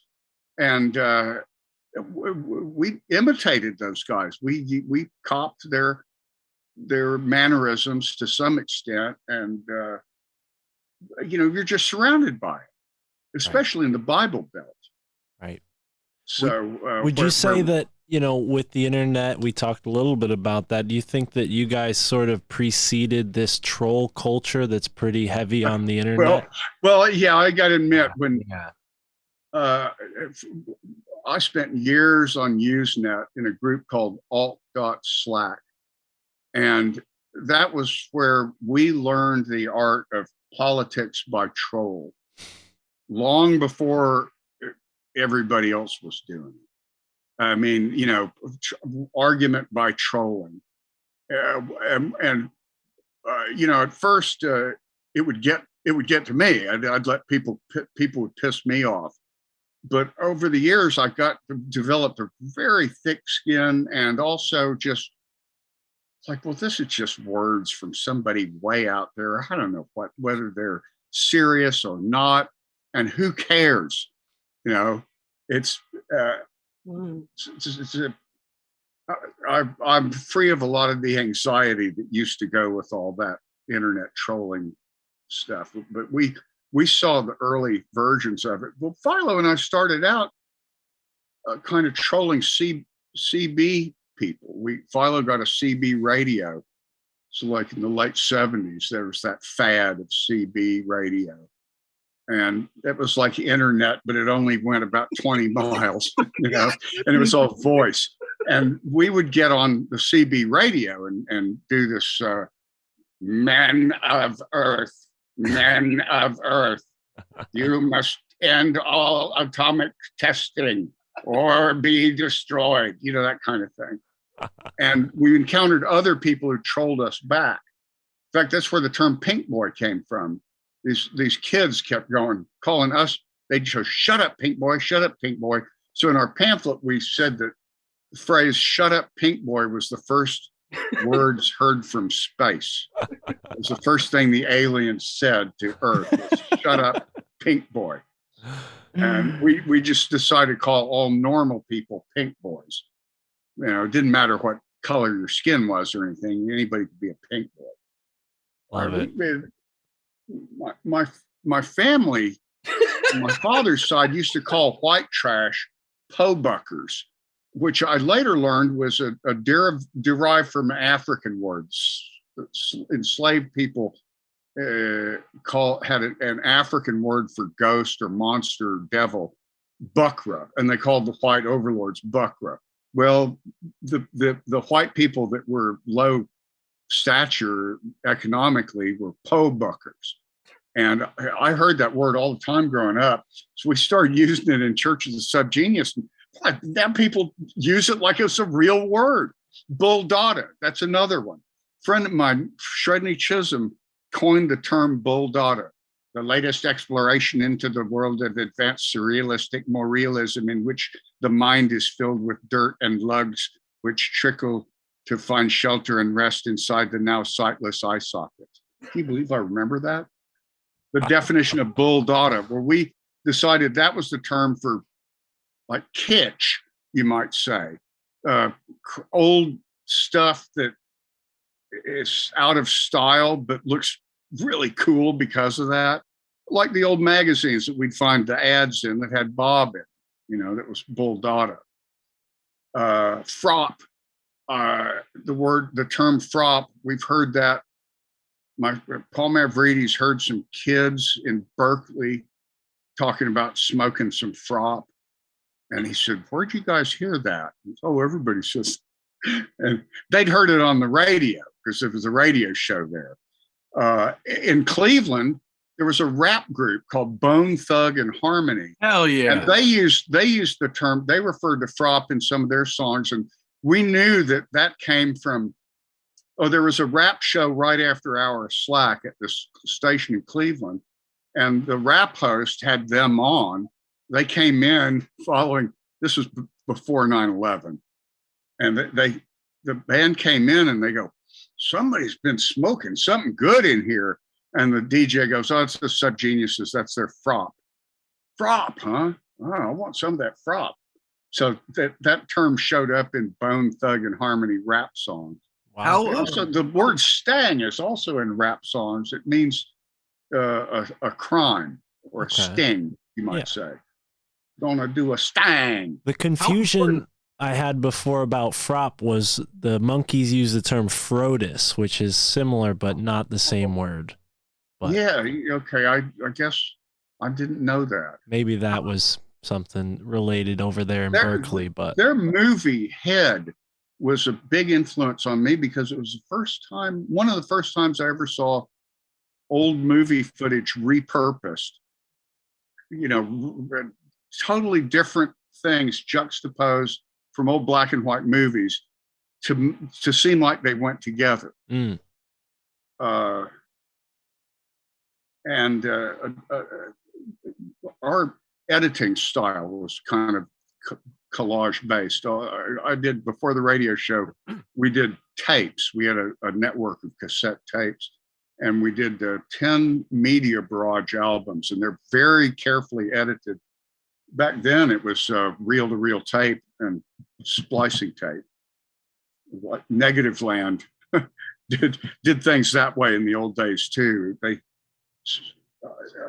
Mark Hostler one time, he wants me to someday see the reel that the master of a Big 10-8 place. He says in places the splicing tape is 10 layers thick because they're splicing tiny little pieces onto each other, and there's overlap, each time. God, things are so much easier now. I used to have to work with an upright Moviola film editing machine. It's like a tractor, big iron noisy thing that could eat your fingers if you got them in the sprockets. And the sound and the picture were separate. It was just a nightmare. But I was a film editor. I got used to keeping things very organized that way. And when things went electronic, oh God, man, it's so much easier.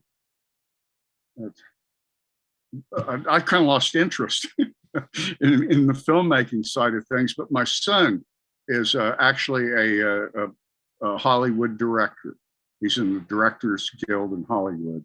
Wow! Except that he's done one feature film called Solver, low budget mystery that's really slick, but never went anywhere. And he mostly just did commercials and music videos and stuff. But it did end up running in the family. So if I needed something filmed professionally, I'd call him. All I ever use now is my iPhone 6.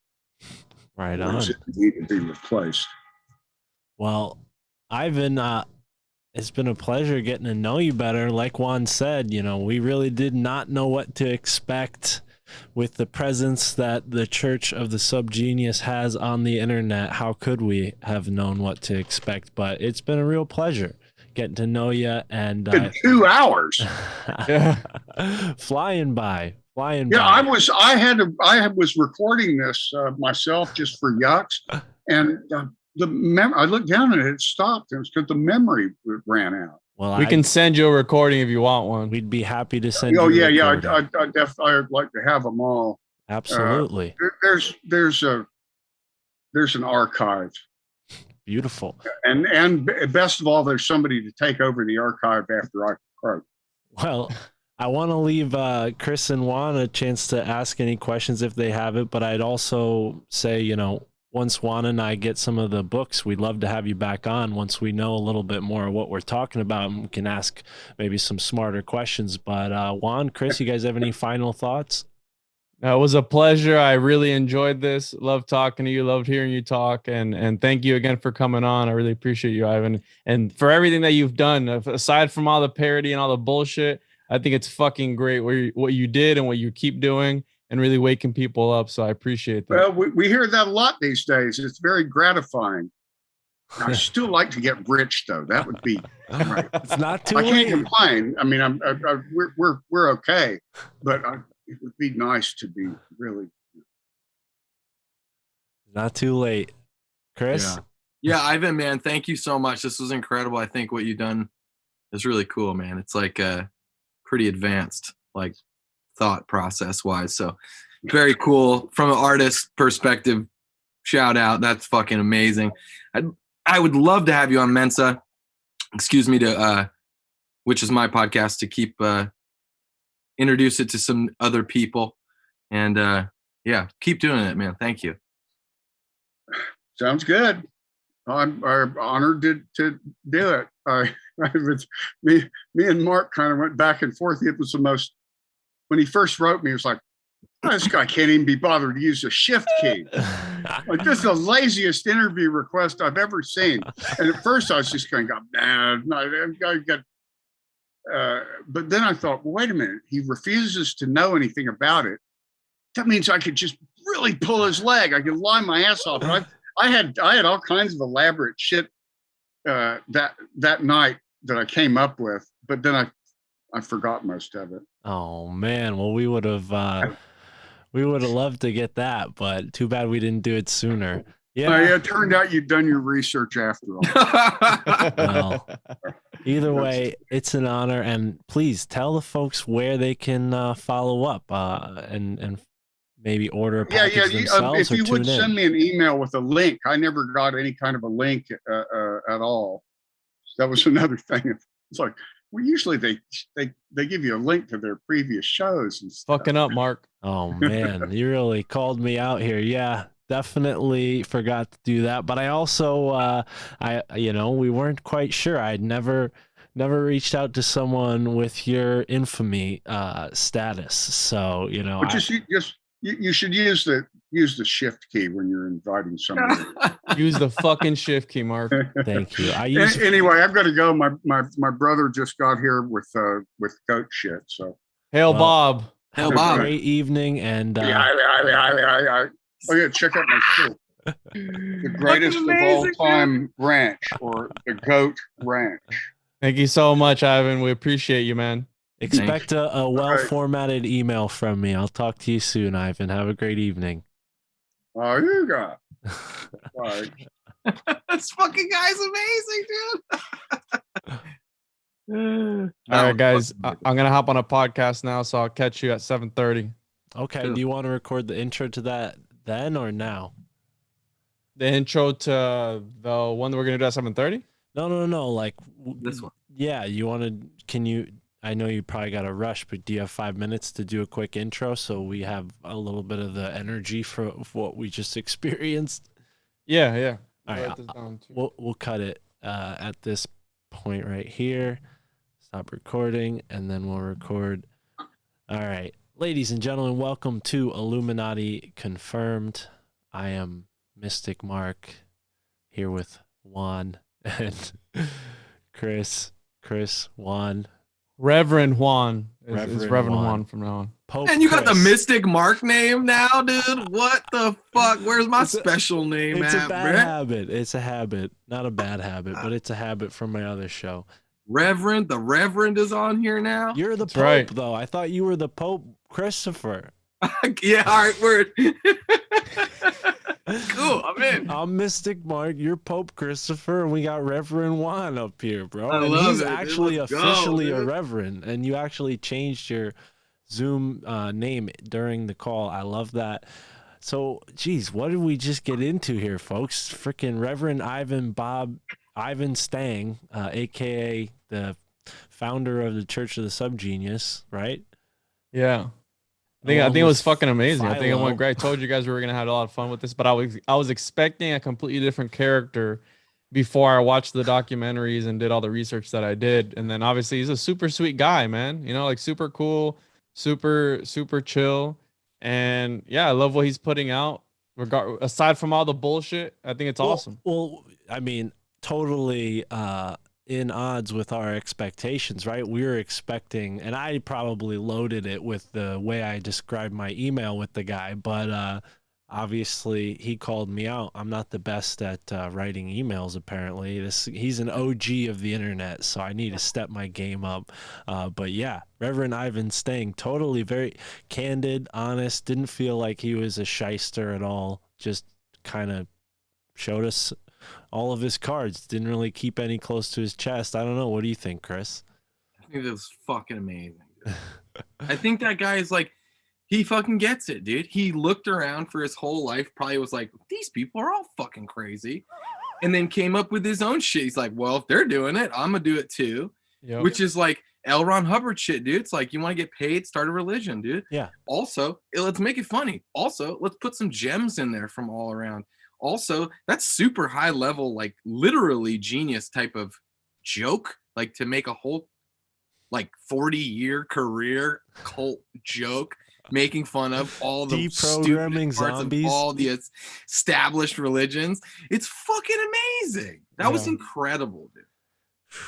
Way to sum it up. Well, I think we should leave it there and let the listeners enjoy this amazing conversation with Reverend Ivan Stang. Couldn't have said it better myself, Chris. Truly was an honor to have him here. Thank you for tuning in to Illuminati Confirmed. This show is just getting off the ground. We're changing the format up a little bit. The show's evolving, and shout us out on Instagram. Shout us out in our Telegram. We have a Telegram for everybody who wants to participate in the conversation from now on. Whether you support us on Patreon or not, Illuminati Confirmed will be going live on Telegram. And then for our video listeners, we'll be live on Rokfin too. So if you're catching the audio version of this show, don't forget to tune in on Rokfin. Just search Mystic Mark. Soon Juan will be on there, and Chris as well. So we got a lot of things coming with Illuminati Confirmed, and yeah, without further ado, Illuminati Confirmed. enjoy. Hail Bob. Hail Bob, dude. Hail Enjoy. fucking Bob. All right. Cool, guys. What do you think we do like the outro with Kyle, and that goes on the Patreon, or maybe some of it goes in the free version of the show, like towards the end, and then we cut it off and put some of it out in the Patreon? I don't know. I know you got to go, so we'll talk about it at 7:30. I gotta take a piss too, so we'll talk about it. Send me this video, please. Drop it in the Dropbox that I have, and then Cool. I'll make a folder for it. Yeah, send it to me too. I'll put it up on Mensa's Illuminati Confirmed too. Cool. All right, cool. Yeah. Catch you guys in a little bit. Right on. Right on. That's what's up, Mark. You all good with that? That was fun as fuck. That guy was fucking Dude. a sub genius, dude. Dude.